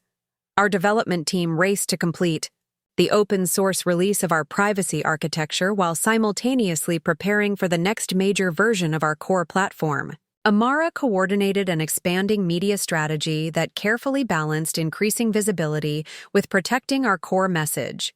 Through it all, Marcus Winters orchestrated preparations for our expansion funding round, now positioned to significantly exceed his original projections. Potential investors competed for allocation in what was becoming one of Seattle's most anticipated private funding events. One Wednesday morning, as I reviewed TED Talk outlines with Amara, my assistant interrupted with an urgent message. "Victor Chen on line 1 says it's important." My father rarely called during business hours, maintaining strict separation between family and work, a boundary I'd grown to appreciate as our professional relationship evolved. "Dad, is everything okay?" His voice sounded strained. "Riley, I need to see you. Today, if possible." "Of course. Is Mom all right? Are you—" "We're fine. It's a business matter." He hesitated. "The malpractice situation has developed complications." An hour later, I sat across from my parents in my father's home office, a space I'd rarely entered growing up, the inner sanctum of Victor Chen's professional life. Now he sat behind his desk, shoulders uncharacteristically tense, while my mother stood beside him in silent support. "The situation is worse than we initially understood," my father began, his clinical tone belied by the tension in his jaw. "The lawsuit now includes allegations of systematic billing irregularities spanning 5 years." "Billing irregularities?" I repeated. "You're the most meticulous person I know." "The issue isn't with my records," he clarified. "It's with the practice management system implemented by my former administrator. There appear to be algorithm-driven optimizations that systematically upcoded certain procedures." My mother interjected, her attorney's precision clarifying. The technical explanation.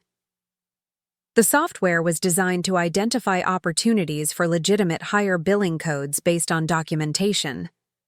But an audit suggests it may have pushed beyond regulatory boundaries in thousands of cases.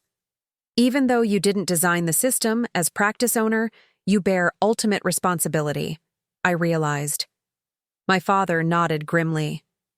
The potential liability exceeds $10 million, far beyond our insurance coverage and personal assets combined. The magnitude stunned me. My father's practice, built over 30 years of dedicated work, faced not just financial ruin, but potential regulatory sanctions that could destroy his professional legacy. "What's the timeline?" I asked. "The formal complaint will be filed next week." My mother's expression remained professionally composed, but I could see the concern beneath. "We'll have 30 days to respond." "And your legal strategy?" "Limited options," she admitted. "The evidence of algorithmic upcoding is compelling, even if Victor had no knowledge of it. The best outcome would be a settlement, but the amounts discussed are—" she trailed off. "Beyond our capacity," my father finished. "We would lose everything. The house, retirement accounts, even your mother's partnership stake in her firm could be at risk." I processed this information, considering implications and options. "Why are you telling me this? Surely not to ask for financial help." I knew my parents too well to believe they'd come seeking a bailout, even in dire circumstances. "No," my father said firmly, "absolutely not. We're informing you because this will become public soon, and it may affect Artscape by association." "The Chen name will be in headlines," my mother explained. "In the current environment, with Artscape receiving significant attention, the connection could be made." They weren't asking for money. They were warning me about potential reputation damage to my company from their crisis, putting my interests ahead of their own desperate situation. I appreciate the warning, I said carefully, but I'm more concerned about you both right now. There must be options we haven't considered. My father shook his head. We've explored everything, even liquidating all assets. We can't approach the potential judgment. What about the administrator who implemented this system? Surely they bear responsibility. Disappeared, my mother said grimly. Apparently left the country 6 months ago when the audit began. The software company claims their system was misused, not defective. I considered the technical aspects. This software made automated coding decisions based on medical documentation? Supposedly to optimize legitimate reimbursement, my father confirmed. Every practice uses similar systems now, but this one apparently crossed legal boundaries. Would you have access to the algorithm's decision patterns? The actual code that determined when to upcode it? My parents exchanged glances. Possibly, my mother said. Why? Because algorithms leave fingerprints, I explained. If the system was designed to deliberately push beyond regulatory boundaries, that would shift liability from the user to the developer. My father straightened slightly, the first hint of hope entering his expression. You think you could analyze the software? Not me personally, but I know people who could. I was already mentally assembling a team, Sanjay for algorithm analysis, Natalie for healthcare compliance perspective, and potentially outside experts in medical billing systems. The software company has far more resources than we do, my mother cautioned. Their legal team has already prepared defenses claiming user misapplication. Then we need evidence that the algorithm itself was designed to suggest improper codes, I said, my mind racing through technical approaches. If we can demonstrate that the system was fundamentally flawed by design, that changes the entire liability framework. For the first time in our adult relationship, my parents looked to me for solutions rather than questioning my judgment. The irony wasn't lost on me. Their practical, traditional careers now threatened by technology they didn't fully understand, while my impractical path potentially offered their best hope. Let me make some calls, I said, standing. We'll need the system documentation, access logs, and any communications with the software company about implementation. As I prepared to leave, my father stopped me with an uncharacteristic gesture, a hand on my shoulder. Riley, whatever happens, your mother and I want you to know something. His voice carried unusual emotion. We were wrong about your choices. The courage it took to follow your vision, to build something meaningful against conventional wisdom, we underestimated that. Whatever happens with our situation, we're proud of who you've become. The acknowledgement, delivered not in the glow of magazine covers and investment valuations, but in the shadow of their greatest professional crisis, felt like the completion of a circle. Not conditional validation based on external success markers, but genuine recognition of the principles that had guided my unconventional path. Back at Artscape, I assembled a small crisis team, carefully selecting people with both technical expertise and discretion. Sanjay for his algorithm analysis skills, Natalie for her healthcare background before joining Artscape, and Jackson as my operational partner. We need absolute confidentiality, I emphasized. This isn't officially an Artscape project. Consider it a personal favor to me. Your father's practice is in trouble? Jackson clarified, always quick to grasp essentials. I nodded. Potentially catastrophic liability from an automated billing system. We need to determine if the algorithm was designed to suggest improper coding. Sanjay immediately grasped the technical approach. We'll need to reverse engineer the decision trees, analyze pattern recognition frameworks, and identify any deliberate boundary pushing in the code base. Can we do this legally? Natalie asked. Decompiling proprietary software could violate terms of service. My father was a licensed user, I explained. We're analyzing the system as part of a legal defense, which creates certain exemptions, but we'll need to document everything meticulously. For the next 3 days, while maintaining my regular Artscape responsibilities, I coordinated what amounted to a forensic investigation of the medical billing software. Sanjay assembled a secure testing environment isolated from Artscape's systems. Natalie consulted healthcare billing experts who could interpret the algorithm's suggestions against regulatory standards. On the 4th day, at 2 a.m., Sanjay called. "I found it," he said without preamble, his voice carrying the particular excitement engineers reserve for solving complex puzzles.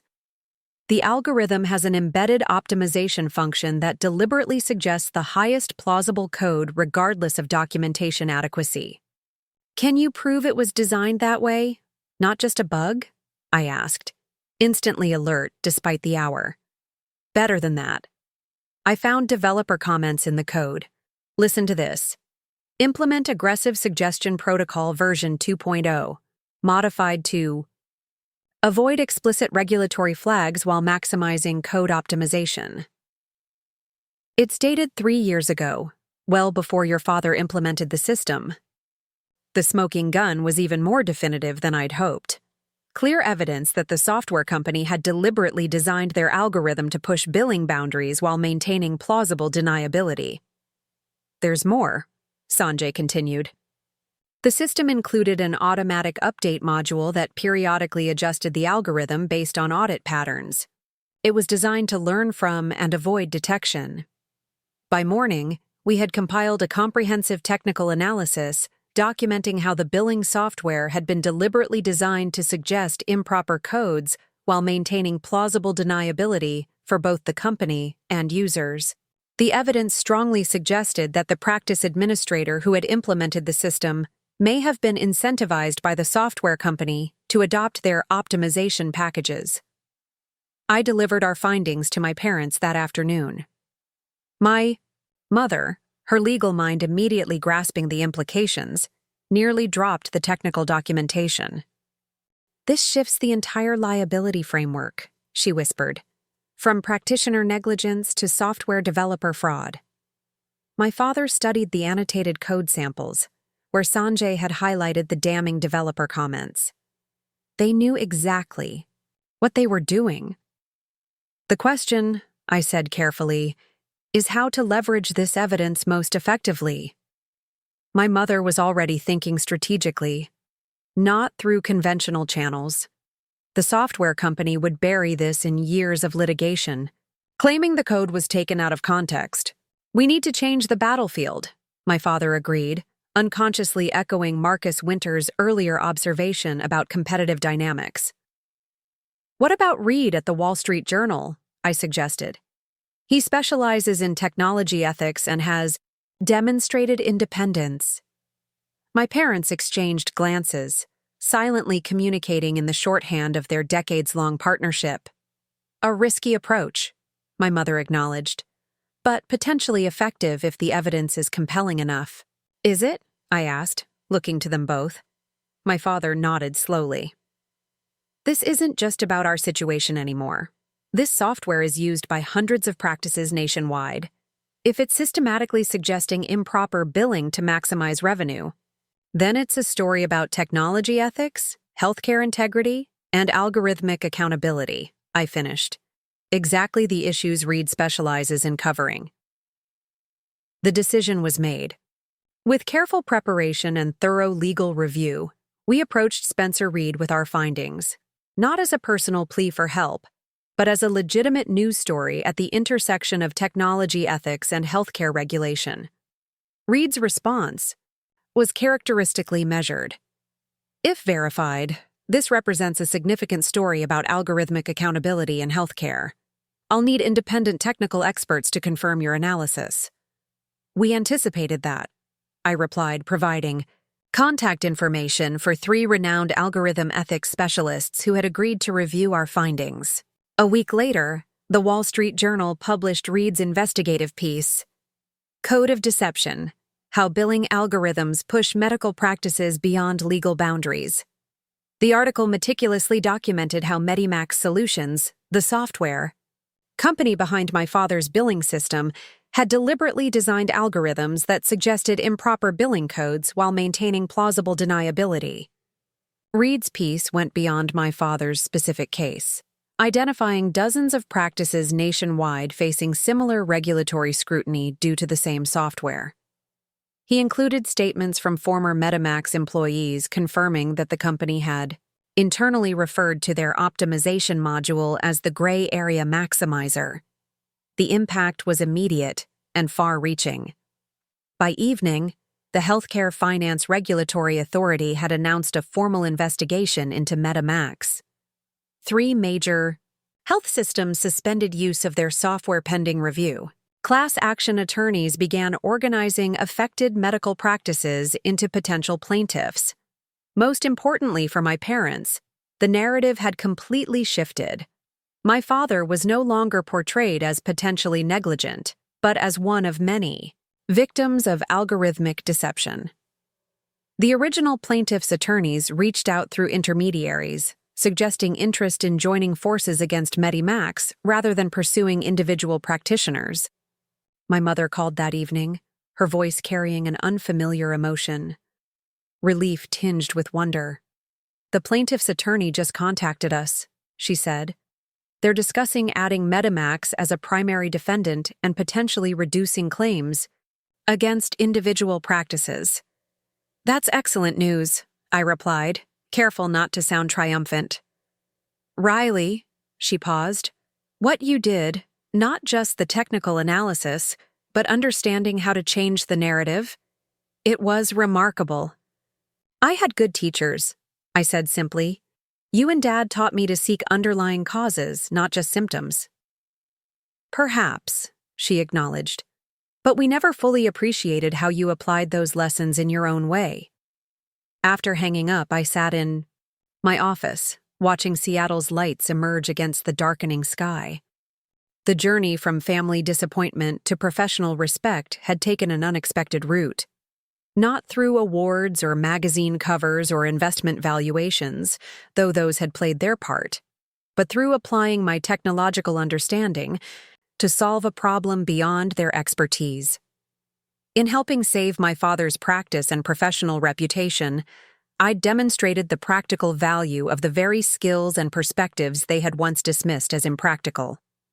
The power dynamic had shifted not through confrontation, but through contribution. My phone rang. Marcus Winters again, his timing uncanny as always. "Reed's healthcare algorithm piece is creating waves far beyond medical circles," he said without preamble.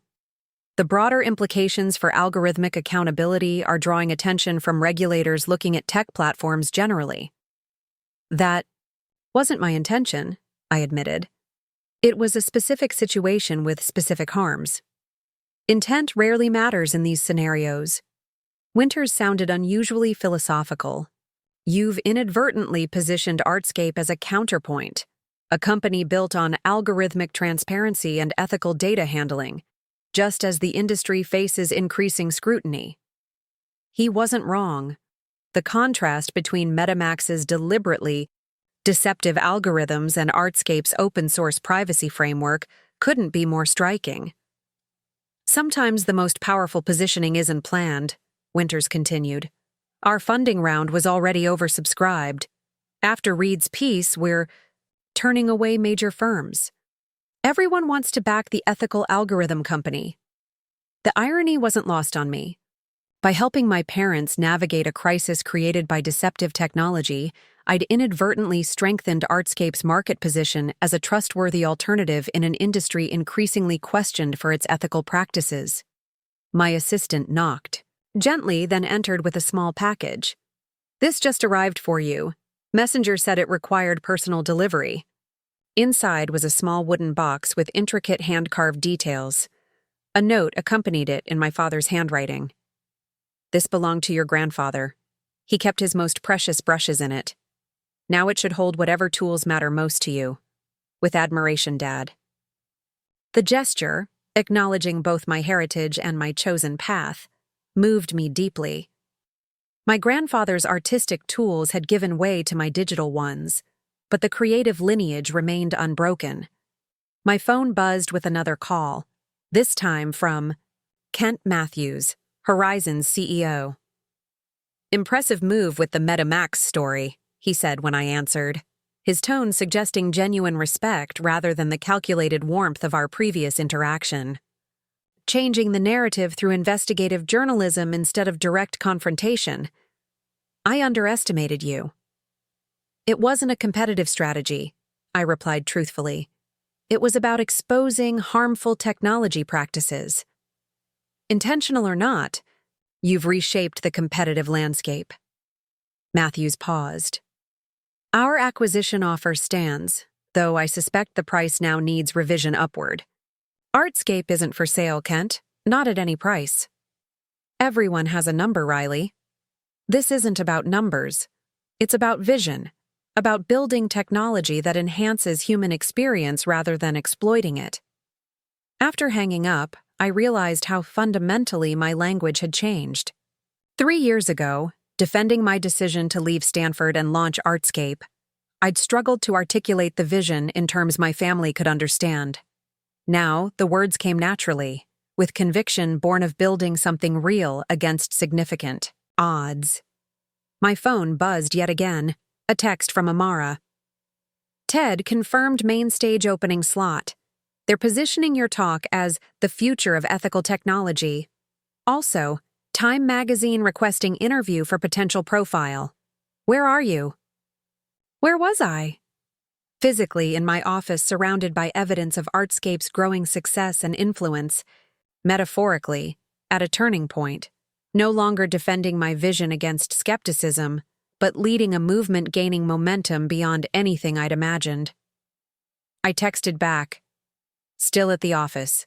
Set up the Time interview for next week." And call. "My parents.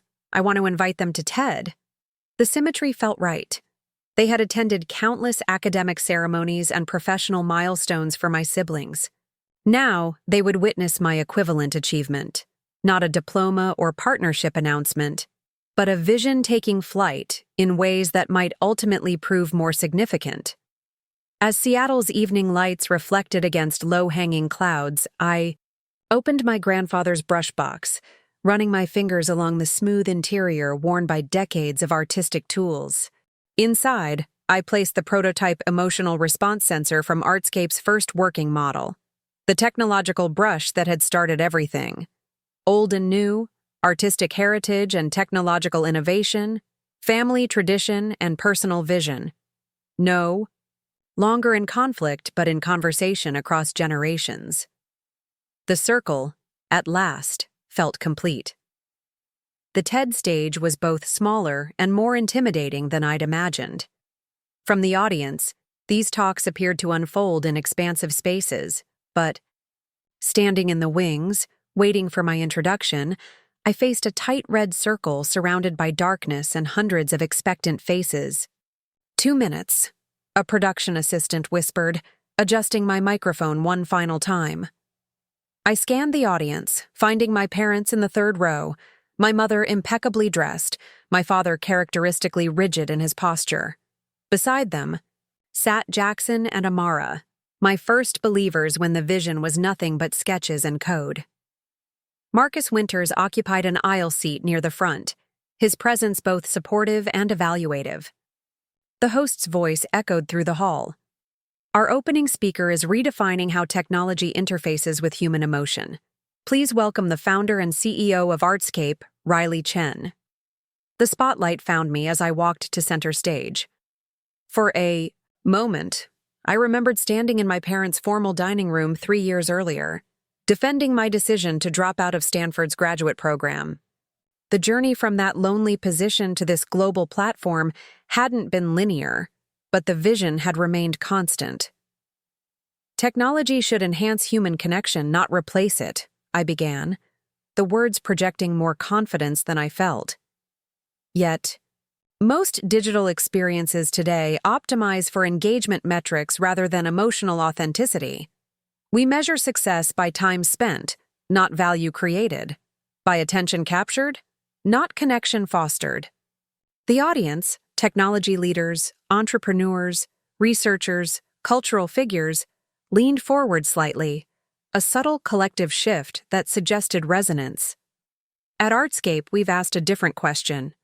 What if digital experiences could respond to how we actually feel, rather than simply what we click? For the next 17 minutes, I explained our vision of emotionally responsive technology, interfaces that adapted to subtle biometric indicators, creating experiences that felt genuinely personal without exploiting personal data. I demonstrated how our open-source privacy framework maintained user control while enabling emotional responsiveness. This isn't about manipulating emotions, I emphasized. It's about acknowledging them, creating digital spaces that respect how humans actually experience the world. As I concluded, the auditorium fell silent for a heartbeat before erupting in applause. From my position on stage, I could see my father actually smiling, a rare public display of emotion from a man who prized composure. My mother sat straighter, a gesture I recognized as her version of pride. Backstage, congratulations flowed from other speakers and TED curators. "Revolutionary approach," said a prominent AI ethicist. "Finally, someone thinking about technology in human terms," commented a neuroscientist scheduled to speak the following day. Marcus Winters appeared, navigating through the well-wishers with characteristic purpose. "Outstanding presentation," he said, shaking my hand firmly. "Perfectly positioned Artscape as a thought leader rather than just another platform." "That wasn't the goal," I admitted. "I just wanted to articulate the vision clearly. The clearer the vision, the stronger the market position." Winters checked his phone. "The talk is already trending. Footage goes live online tomorrow, but clips are circulating now. Funding round officially closes next week, but we're already oversubscribed by 300%. Before I could respond, my parents approached, their expressions conveying more than words could. My father reached out, not for a handshake, but an actual embrace. "You were magnificent," he said simply.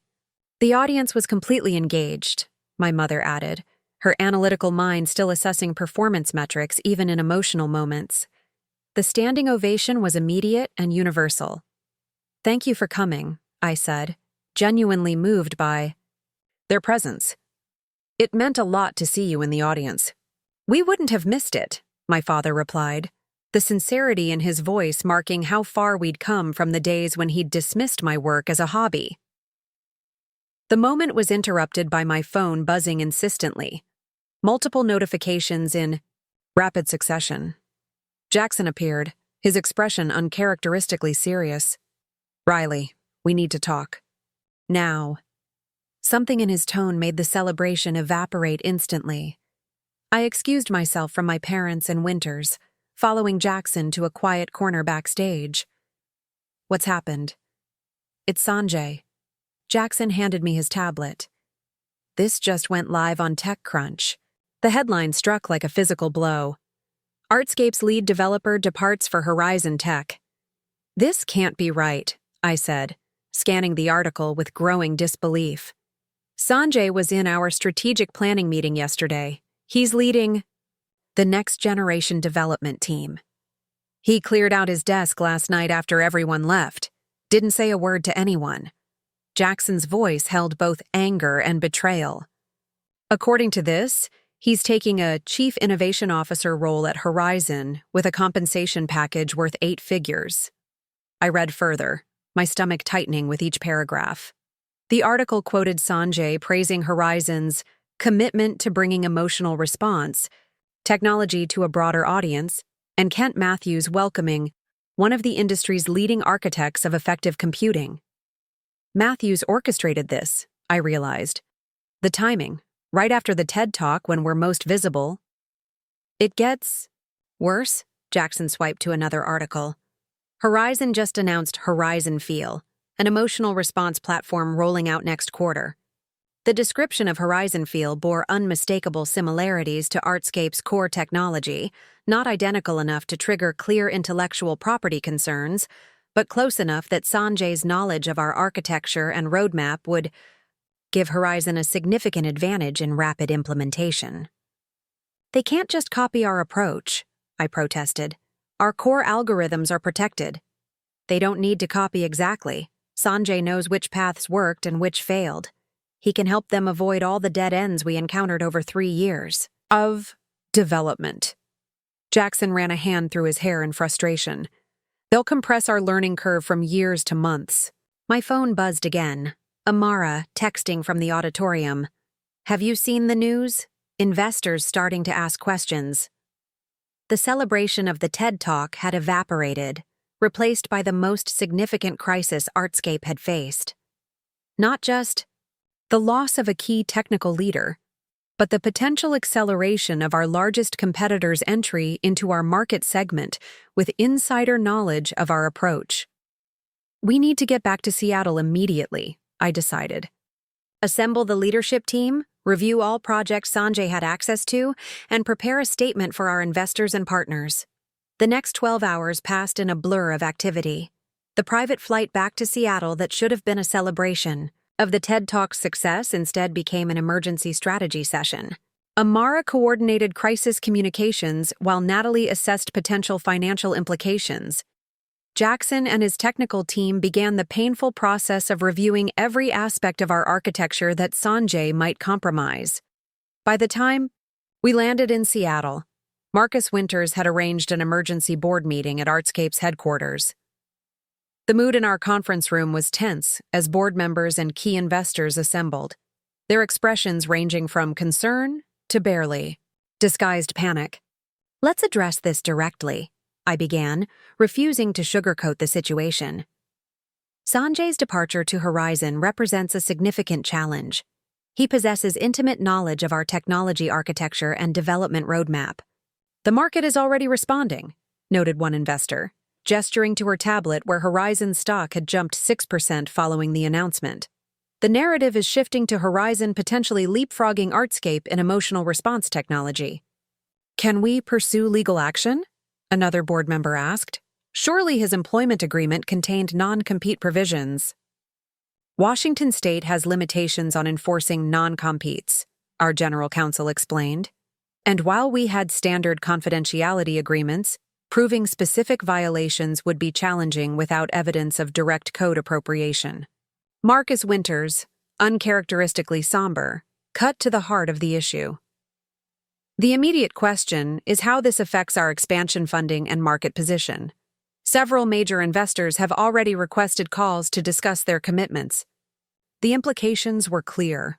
The momentum we'd built through the Forbes cover, Wall Street Journal coverage, and TED Talk now faced a serious threat.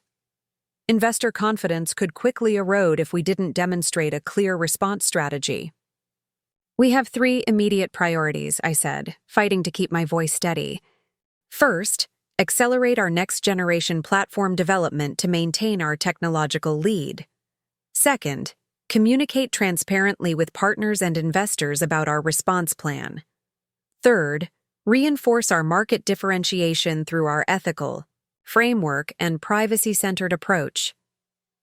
For the next 2 hours, we developed a comprehensive crisis response strategy. The board authorized emergency funding to accelerate development timelines.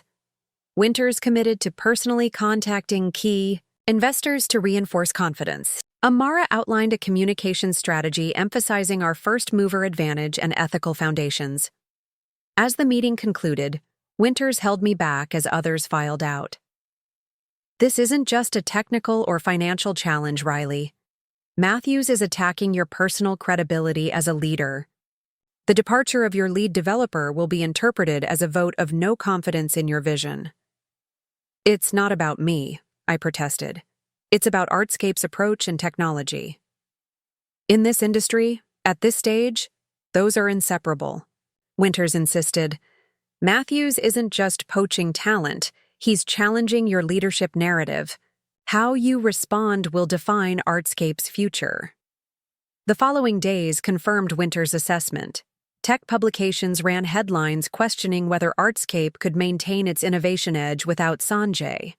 Investor forums buzzed with speculation about how much of our secret sauce might now benefit Horizon. Several potential partnership discussions were suddenly delayed for further evaluation. Most concerning, our development team's morale plummeted. Sanjay had been more than a technical leader. He'd been a mentor to many younger developers who now questioned their own futures at Artscape. 1 week after the TED Talk, I faced another crisis. Natalie, our CFO, requested an urgent meeting. 3 major investors in our expansion round are wavering, she reported grimly. They're not officially withdrawing yet, but they've requested additional due diligence and timeline reassessments, which translates to looking for an exit strategy. I concluded. If they pull out, others will follow. The funding round could collapse. Natalie hesitated. There's another development. Kent Matthews has requested a meeting. With who? With you. Privately. The timing left little doubt about Matthews' intention. With our funding round vulnerable and team destabilized, Horizon was positioning for another acquisition attempt, likely at terms far less favorable than their previous offer. Decline the meeting, I instructed. We need to focus on stabilizing our position, not entertaining acquisition discussions. Natalie looked uncomfortable. Winters suggested you should take the meeting, at least hear what Matthews is proposing. The fact that Winters, our lead investor and strongest supporter, thought I should consider Matthews's overture underscored the severity of our situation. Despite my personal distaste for Matthews' tactics, I reluctantly agreed to a breakfast meeting at a neutral location. The following morning, I arrived at an upscale downtown restaurant to find Matthews already seated, reviewing documents with practiced nonchalance. He stood as I approached, offering a handshake I reluctantly accepted. Riley, thank you for making time. His tone suggested we were colleagues rather than competitors who had engaged in increasingly hostile tactics. I've been following Artscape's journey with genuine interest, including orchestrating media attacks and poaching our lead developer, I noted, taking a seat. Fascinating definition of interest. Matthews smiled thinly. Business is competitive? By nature. Sanjay made his own decision based on the opportunities we presented. Let's skip the pretense, I suggested. You requested this meeting for a specific reason. What is it?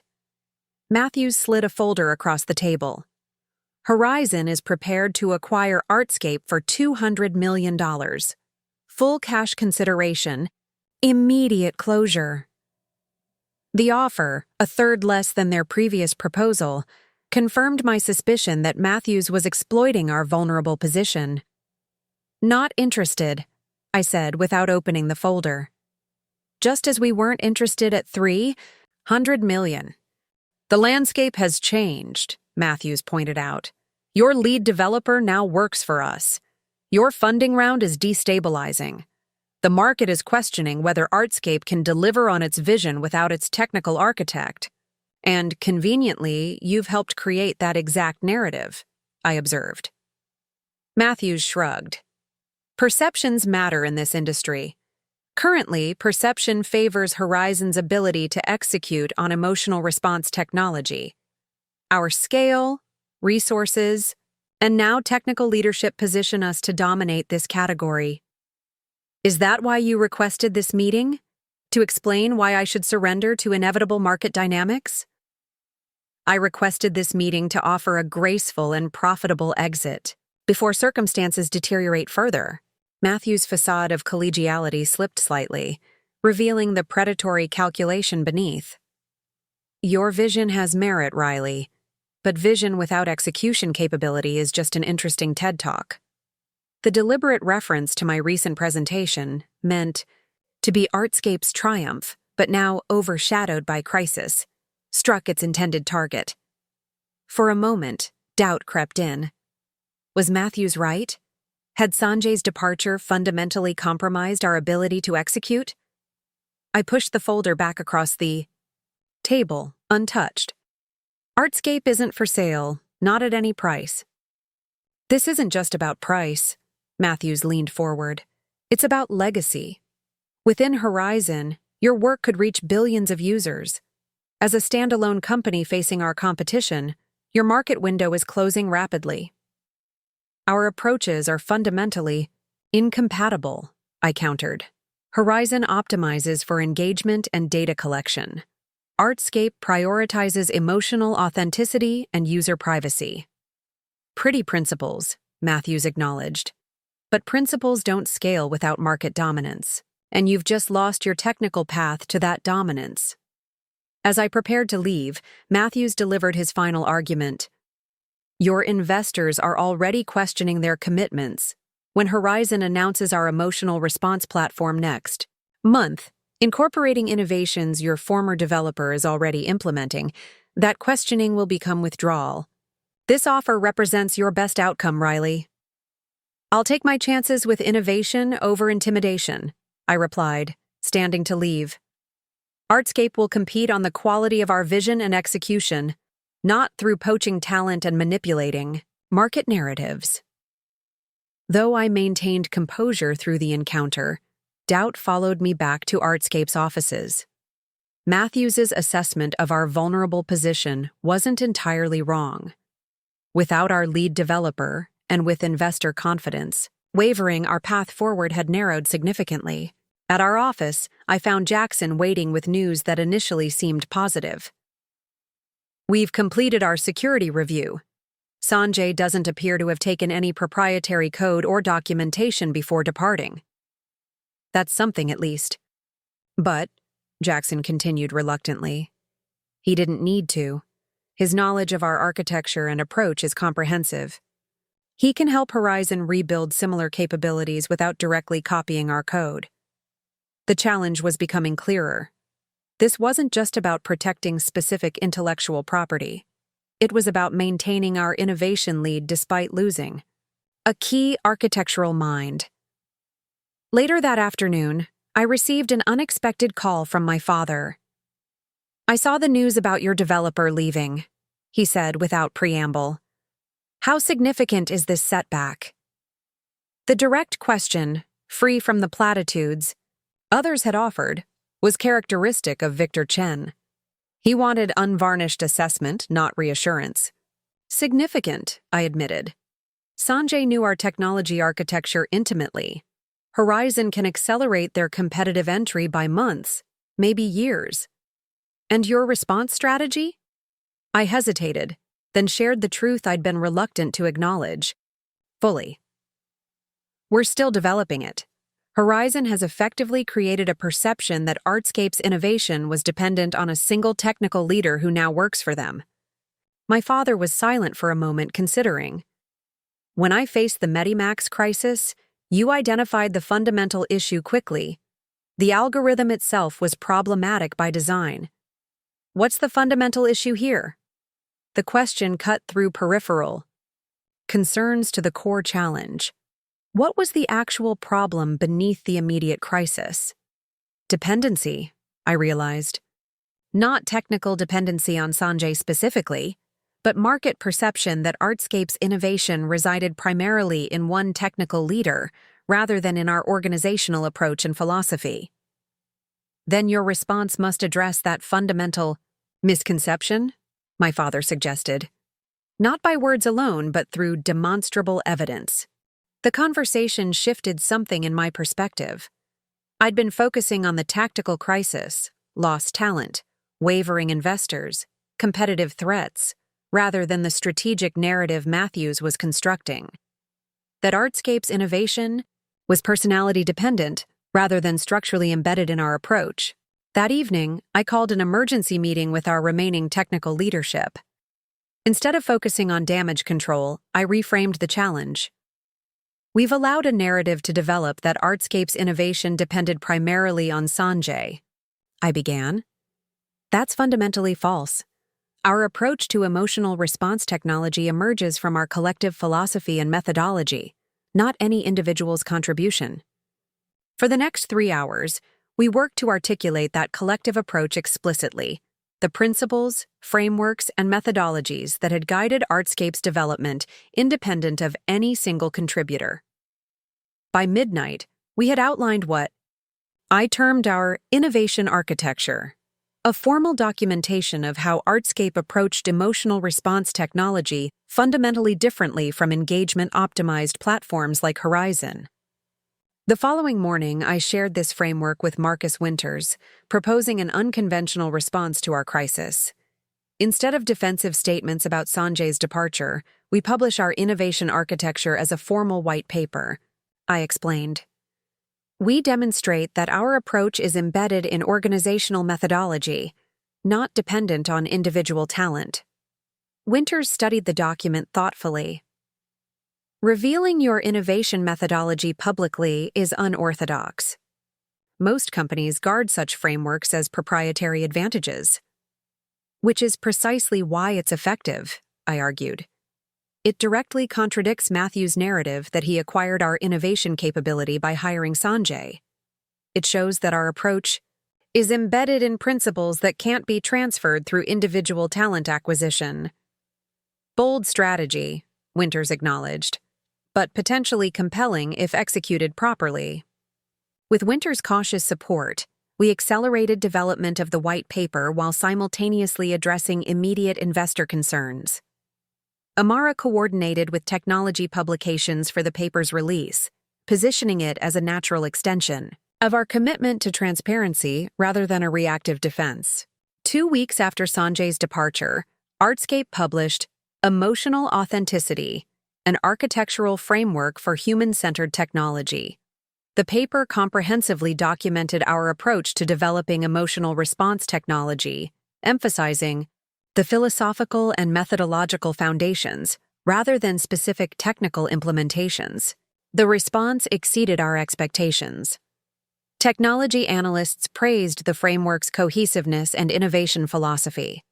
Several prominent AI ethicists endorsed our human-centered approach as a model for responsible technology development. Most importantly, the paper shifted discourse from Sanjay's departure to Artscape's distinctive innovation methodology. Natalie reported the first tangible impact. 2 of the wavering investors have recommitted to the funding round. They specifically cited the innovation architecture paper as evidence of organizational depth beyond individual contributors. The tide began to turn. Technical talent applications increased, with candidates specifically referencing our published innovation framework as their motivation for seeking roles at Artscape. Development teams reported renewed confidence and acceleration in next-generation features. Partner discussions that had stalled resumed with fresh momentum. 3 weeks after publishing the paper, we received unexpected validation from a former Horizon developer who publicly stated that Matthews had directed their teams to replicate Artscape's outcome, but not methodology, inadvertently confirming that Horizon sought to copy our results without adopting the ethical framework that produced them. By month's end, our expansion funding round closed successfully, though with modified terms reflecting the turbulence we'd navigated. Artscape had weathered its first major crisis, emerging with clearer articulation of our unique approach and stronger organizational resilience. The experience changed me as a leader. The initial shock of Sanjay's departure had temporarily shaken my confidence in our vision. Matthews had exploited that vulnerability masterfully, presenting acquisition as the only rational response to inevitable market dynamics. But the crisis had ultimately forced us to articulate more explicitly what made Artscape different. Not just our technology, but our fundamental approach to human-centered innovation. In defending against an existential threat, we had strengthened our core identity. One Thursday afternoon, as our teams worked with renewed energy on next-generation features, I received an unexpected visitor. The receptionist announced that Victor Chen was in the lobby, asking if I had a few minutes available. I found my father studying the digital art installations in our reception area with unusual interest. He turned as I approached, his expression uncharacteristically uncertain. "I hope I'm not interrupting," he said formally. "I was downtown for a deposition in the Medimax case and thought I might stop by." Of course, I led him to my office, curious about this unprecedented, spontaneous visit. My father had never before appeared unannounced at Artscape, or any workplace as far as I knew. His professional life ran strictly on carefully scheduled appointments. Once seated, he seemed uncharacteristically hesitant. "I've been following your response to the developer's departure. The innovation architecture paper was impressive." "Thank you," I replied, still puzzled by his presence. "It reminded me of something."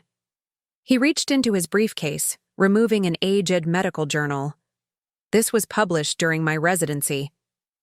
He opened to a bookmarked page showing an article he had written 40 years earlier. Integrated Diagnostic Methodology, Beyond Symptomatic Response. I proposed a framework for diagnosis that integrated technological assessment with human observation, he explained. It was considered controversial at the time, arguing that medical technology should enhance physician perception rather than replace clinical judgment. The parallel to Artscape's philosophy was unmistakable. Technology enhancing human emotional intelligence rather than supplanting it. "I never knew about this," I said, genuinely surprised. His early publications had never been mentioned in family discussions. "It wasn't particularly successful," he admitted. The medical establishment was embracing technological solutions that promised to standardize diagnosis through quantitative measures alone. My integrated approach seemed regressive to many colleagues. "But you believed in it." "I did." He nodded slowly. "Reading your innovation architecture paper, I recognized something familiar. Not the technology itself, but the underlying philosophy about how technology should serve human capabilities rather than replace them."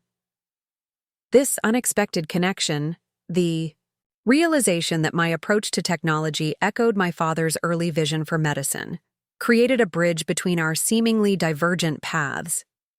"Why are you sharing this now?" I asked. My father's response came after careful consideration.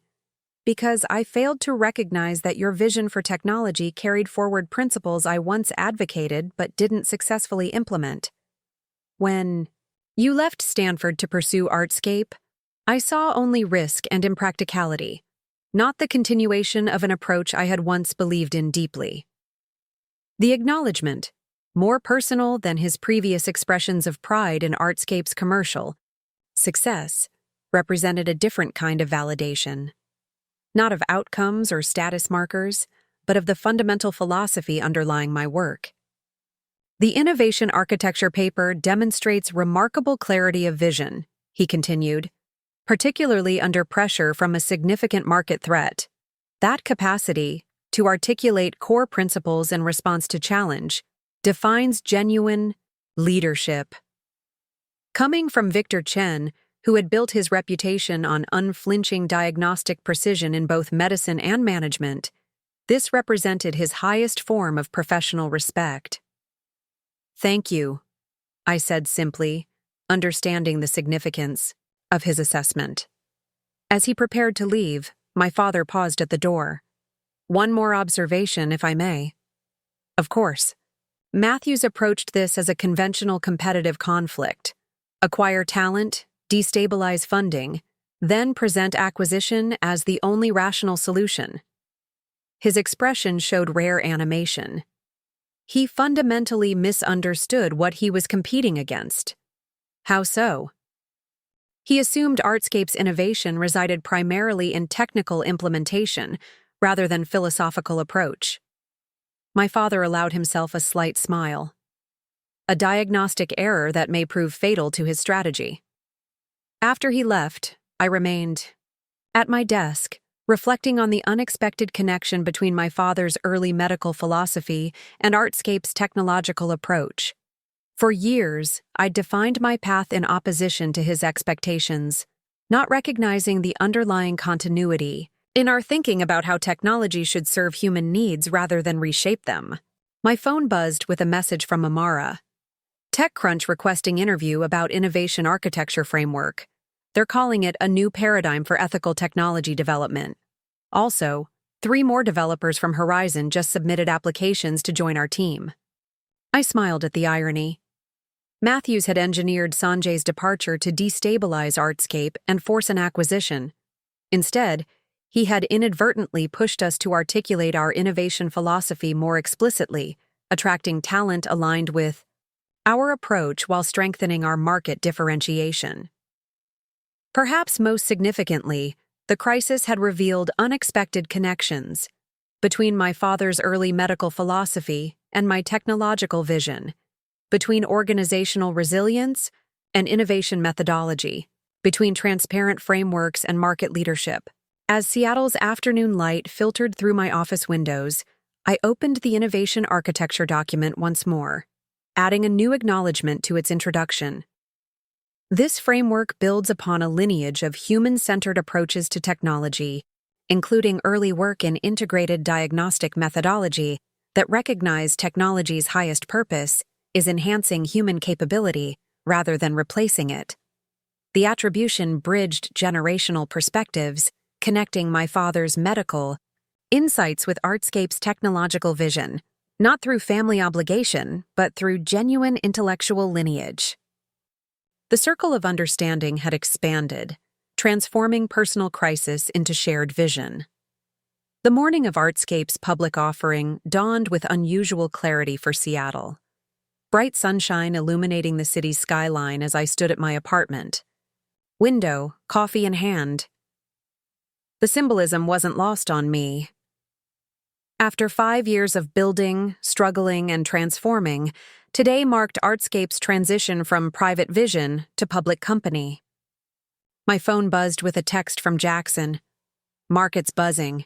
Institutional demand exceeding expectations. You ready for this? Was I ready? The journey from Stanford dropout to CEO of a company valued at over $1 billion had never been the straightforward path my family once envisioned for me. Yet somehow, through crisis and vindication, we'd arrived at this milestone.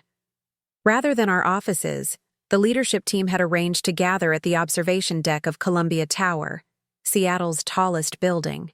The symbolism was deliberate, a perspective that encompassed both where we'd started and the expansive possibilities ahead. I arrived to find our core team already assembled, Jackson monitoring market sentiment on multiple devices, Amara coordinating with media outlets covering the IPO, Natalie in deep conversation with our investment bankers about opening price expectations. The newer faces, too, talented developers who had joined following the innovation architecture. Publication, drawn by our vision rather than mere compensation. There she is, Jackson announced. The woman of the hour. Before I could respond, another voice cut through the chatter. Arriving exactly on time. Some habits don't change. I turned to find my family, all of them, standing near the windows. My father with uncharacteristic informality in his posture. My mother allowing herself a genuine smile rather than her usual measured expression. Even Ethan and Zoe had taken rare days away from their demanding careers to be present.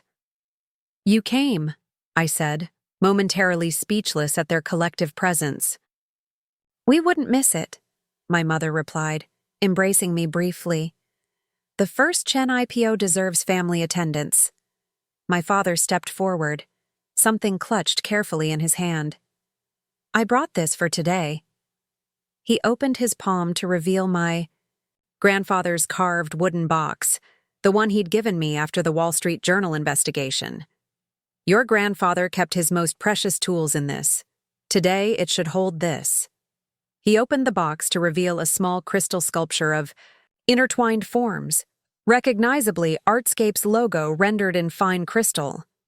It's beautiful, I said, genuinely moved. Commissioned it specially, he explained with uncharacteristic self-consciousness. Though I suspect its value will be eclipsed by your stock certificates shortly. The joke, my father actually making a joke, marked how profoundly our relationship had evolved. 5 years ago, he couldn't conceive of value outside traditional professional paths. Now he stood at his daughter's IPO, having commissioned an artistic commemoration of her unconventional success. The observation deck's main screen flickered to life, showing the exchange floor where Artscape would shortly begin trading. Our banker approached, phone pressed to ear.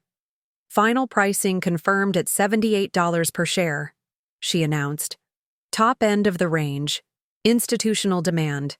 Exceeding allocation by 3 times." Cheers erupted from the Artscape team.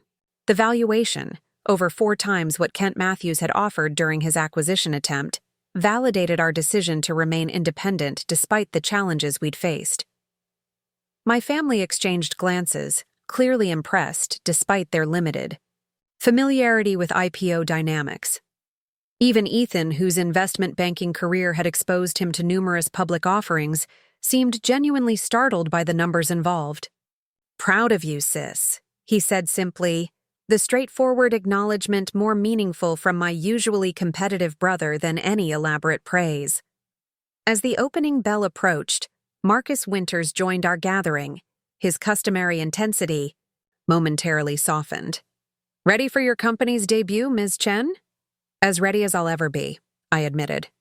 "The road to today wasn't what any of us expected," he acknowledged. "But perhaps that's what makes it significant."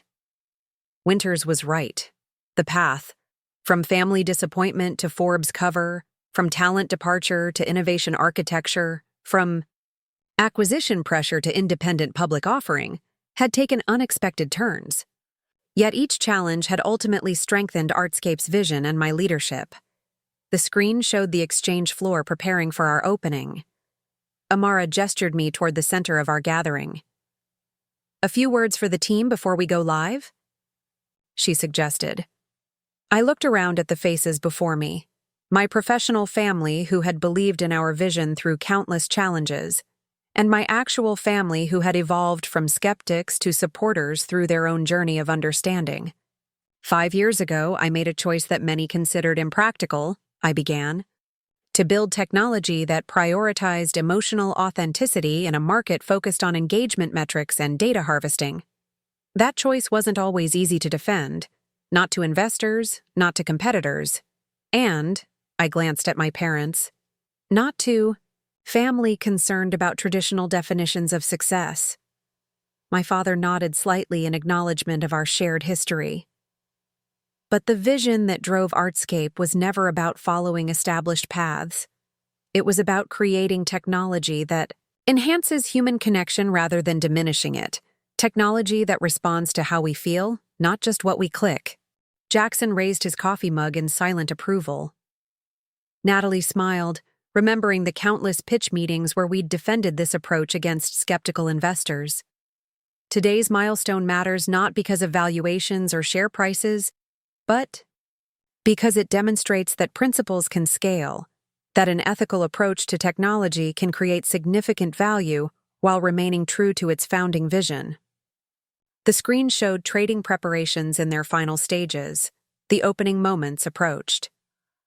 "Whatever happens when that bell rings," I concluded, "remember that Artscape's true success isn't measured by market capitalization, but by how effectively we advance technology that respects and enhances human emotional experience." As I finished speaking, the opening bell rang. The screen displayed our ticker symbol and the first trades, immediately jumping to $86, then $90, then beyond. The room erupted in cheers as the valuation calculations adjusted upward in real time. Amid the celebration, I felt a hand on my shoulder. My father, his expression contemplative rather than jubilant. "May I offer an observation?" he asked quietly. "Of course." "What you've built extends beyond commercial success," he said, gesturing toward the exuberant team members checking share prices on their phones. "You've created a framework for technology that honors human experience rather than exploiting it. That may ultimately matter more than today's valuation." Coming from Victor Chen, who had spent decades measuring success through conventional status markers, this represented extraordinary evolution in perspective. "Thank you for seeing that," I replied simply. As the celebration continued around us, a notification appeared on the main screen, an announcement from Horizon Tech. Kent Matthews was stepping down as CEO, replaced by their board chair effective immediately. No explanation accompanied the C. Announcement, but industry analysts were already connecting the timing to Artscape's successful public offering and Horizon's struggling emotional response platform. Jackson appeared at my side, grinning at the Horizon announcement. Poetic justice. Matthews orchestrated Sanjay's departure to force our acquisition and ended up strengthening our position while undermining his own. It was never about competing with Matthews, I reminded him. It was about building technology true to our vision. Still, he persisted, you have to appreciate the symmetry. Later, as the initial excitement settled into steady monitoring of our successful trading debut, I found a moment alone with my mother near the observation deck's windows. Seattle's landscape spread before us. Did you ever imagine this outcome when I left Stanford? I asked her. She considered carefully before answering. No, she admitted. But that reflects my limitations, not yours. You and Dad wanted security and recognition for me, I acknowledged. Those aren't bad things to want for your child. We confused the path with the destination, she replied thoughtfully. We believed certain professional routes guaranteed fulfillment and success. You understood something we didn't. That authentic vision creates its own path. My father joined us, gazing out at the city where his medical practice had established the family name before Artscape expanded its recognition globally. Your grandfather would have understood you immediately, he said, continuing a theme he'd returned to repeatedly as our relationship healed. He believed genuine innovation requires challenging established patterns, even when that creates temporary isolation. I wish I had known him better, I said truthfully. You honor his approach through your own work, my father replied. Creating technology that responds to human emotion rather than manipulating it. He would have recognized that philosophy immediately. The observation that Artscape's vision connected across generations, bridging my grandfather's artistic sensibility, my father's early medical philosophy, and my technological approach, created a sense of lineage I'd never fully appreciated before. As the trading day progressed, Artscape's share price stabilized at nearly double our offering price. The team celebrated this objective validation while I found myself reflecting on the less measurable achievements, the culture we'd built, the innovation approach we'd formalized, the technology philosophy we'd advanced. Marcus Winters approached. As the gathering began to disperse, investors and team members heading to various celebration events planned throughout the day. Congratulations, he said simply. Not just on the offering's success, but on building a company worth taking public. One, with genuine differentiation and sustainable philosophy. Thank you for believing in that vision early, I replied. Many investors wouldn't have. Most investors seek familiar patterns, Winters acknowledged. The truly significant opportunities emerge from recognizing legitimate innovation that challenges those patterns. As he turned to leave, he added a final observation. Matthews failed to understand what he was competing against. He saw technology features and talent acquisition. He never grasped the philosophical framework that generated Artscape's innovations, the same framework that allowed you to survive his talent raid and thrive beyond it. By late afternoon, as Seattle's early winter sunset painted the sky in dramatic oranges and purples, I gathered with my family for a private dinner. My choice, a venue rather than the formal restaurants they typically favored. I'd selected a small place in my old Capitol Hill neighborhood, the area where Artscape had first taken shape in my converted loft. Quite a change from the dining room where we once discussed your hobby, my mother observed as we settled around the table. Some things have changed, I agreed. Others have simply become clearer. My father raised his glass. To clarity, then, and to the vision to pursue it even when others can't yet see it. We clinked glasses in a moment that would have been unimaginable 5 years earlier, my family toasting the unconventional path they had once actively discouraged. Later, walking back to my car through the neighborhood where Artscape began, I paused outside the old warehouse building that had housed my first impromptu studio. The windows of my former loft glowed with the lights of new occupants, perhaps nurturing their own emerging visions. My phone buzzed with a message from Jackson. Final closing price, $124.83. Market cap, $3.12 billion. Not bad for a hobby. I smiled at the reference, but found myself more moved by the message that followed, from my father. Your grandfather's journal mentioned that true innovation often appears impractical until it reveals possibilities others couldn't imagine. You've honored that insight, proud of the path you've created. The validation, not of Artscape's commercial success, but of the vision and principles behind it, completed a circle. From family skepticism to professional dismissal to competitive attack, the journey had ultimately led to a deeper recognition. That meaningful innovation often requires charting paths others initially question or dismiss. As Seattle's lights reflected against low clouds, I tucked my grandfather's wooden box, now holding both his memory and Artscape's crystalline emblem, into my coat pocket. The weight felt right, connecting past insights with present achievement, and future possibilities in a lineage I was only now fully appreciating. Tomorrow would bring new challenges. The expectations of public markets, the responsibilities of expanded scale, the never-ending evolution of technology. But tonight, standing where the journey began, I felt something beyond validation or vindication. I felt the quiet certainty of having remained true to a vision worth pursuing, even when that pursuit led through territory others couldn't yet see or understand.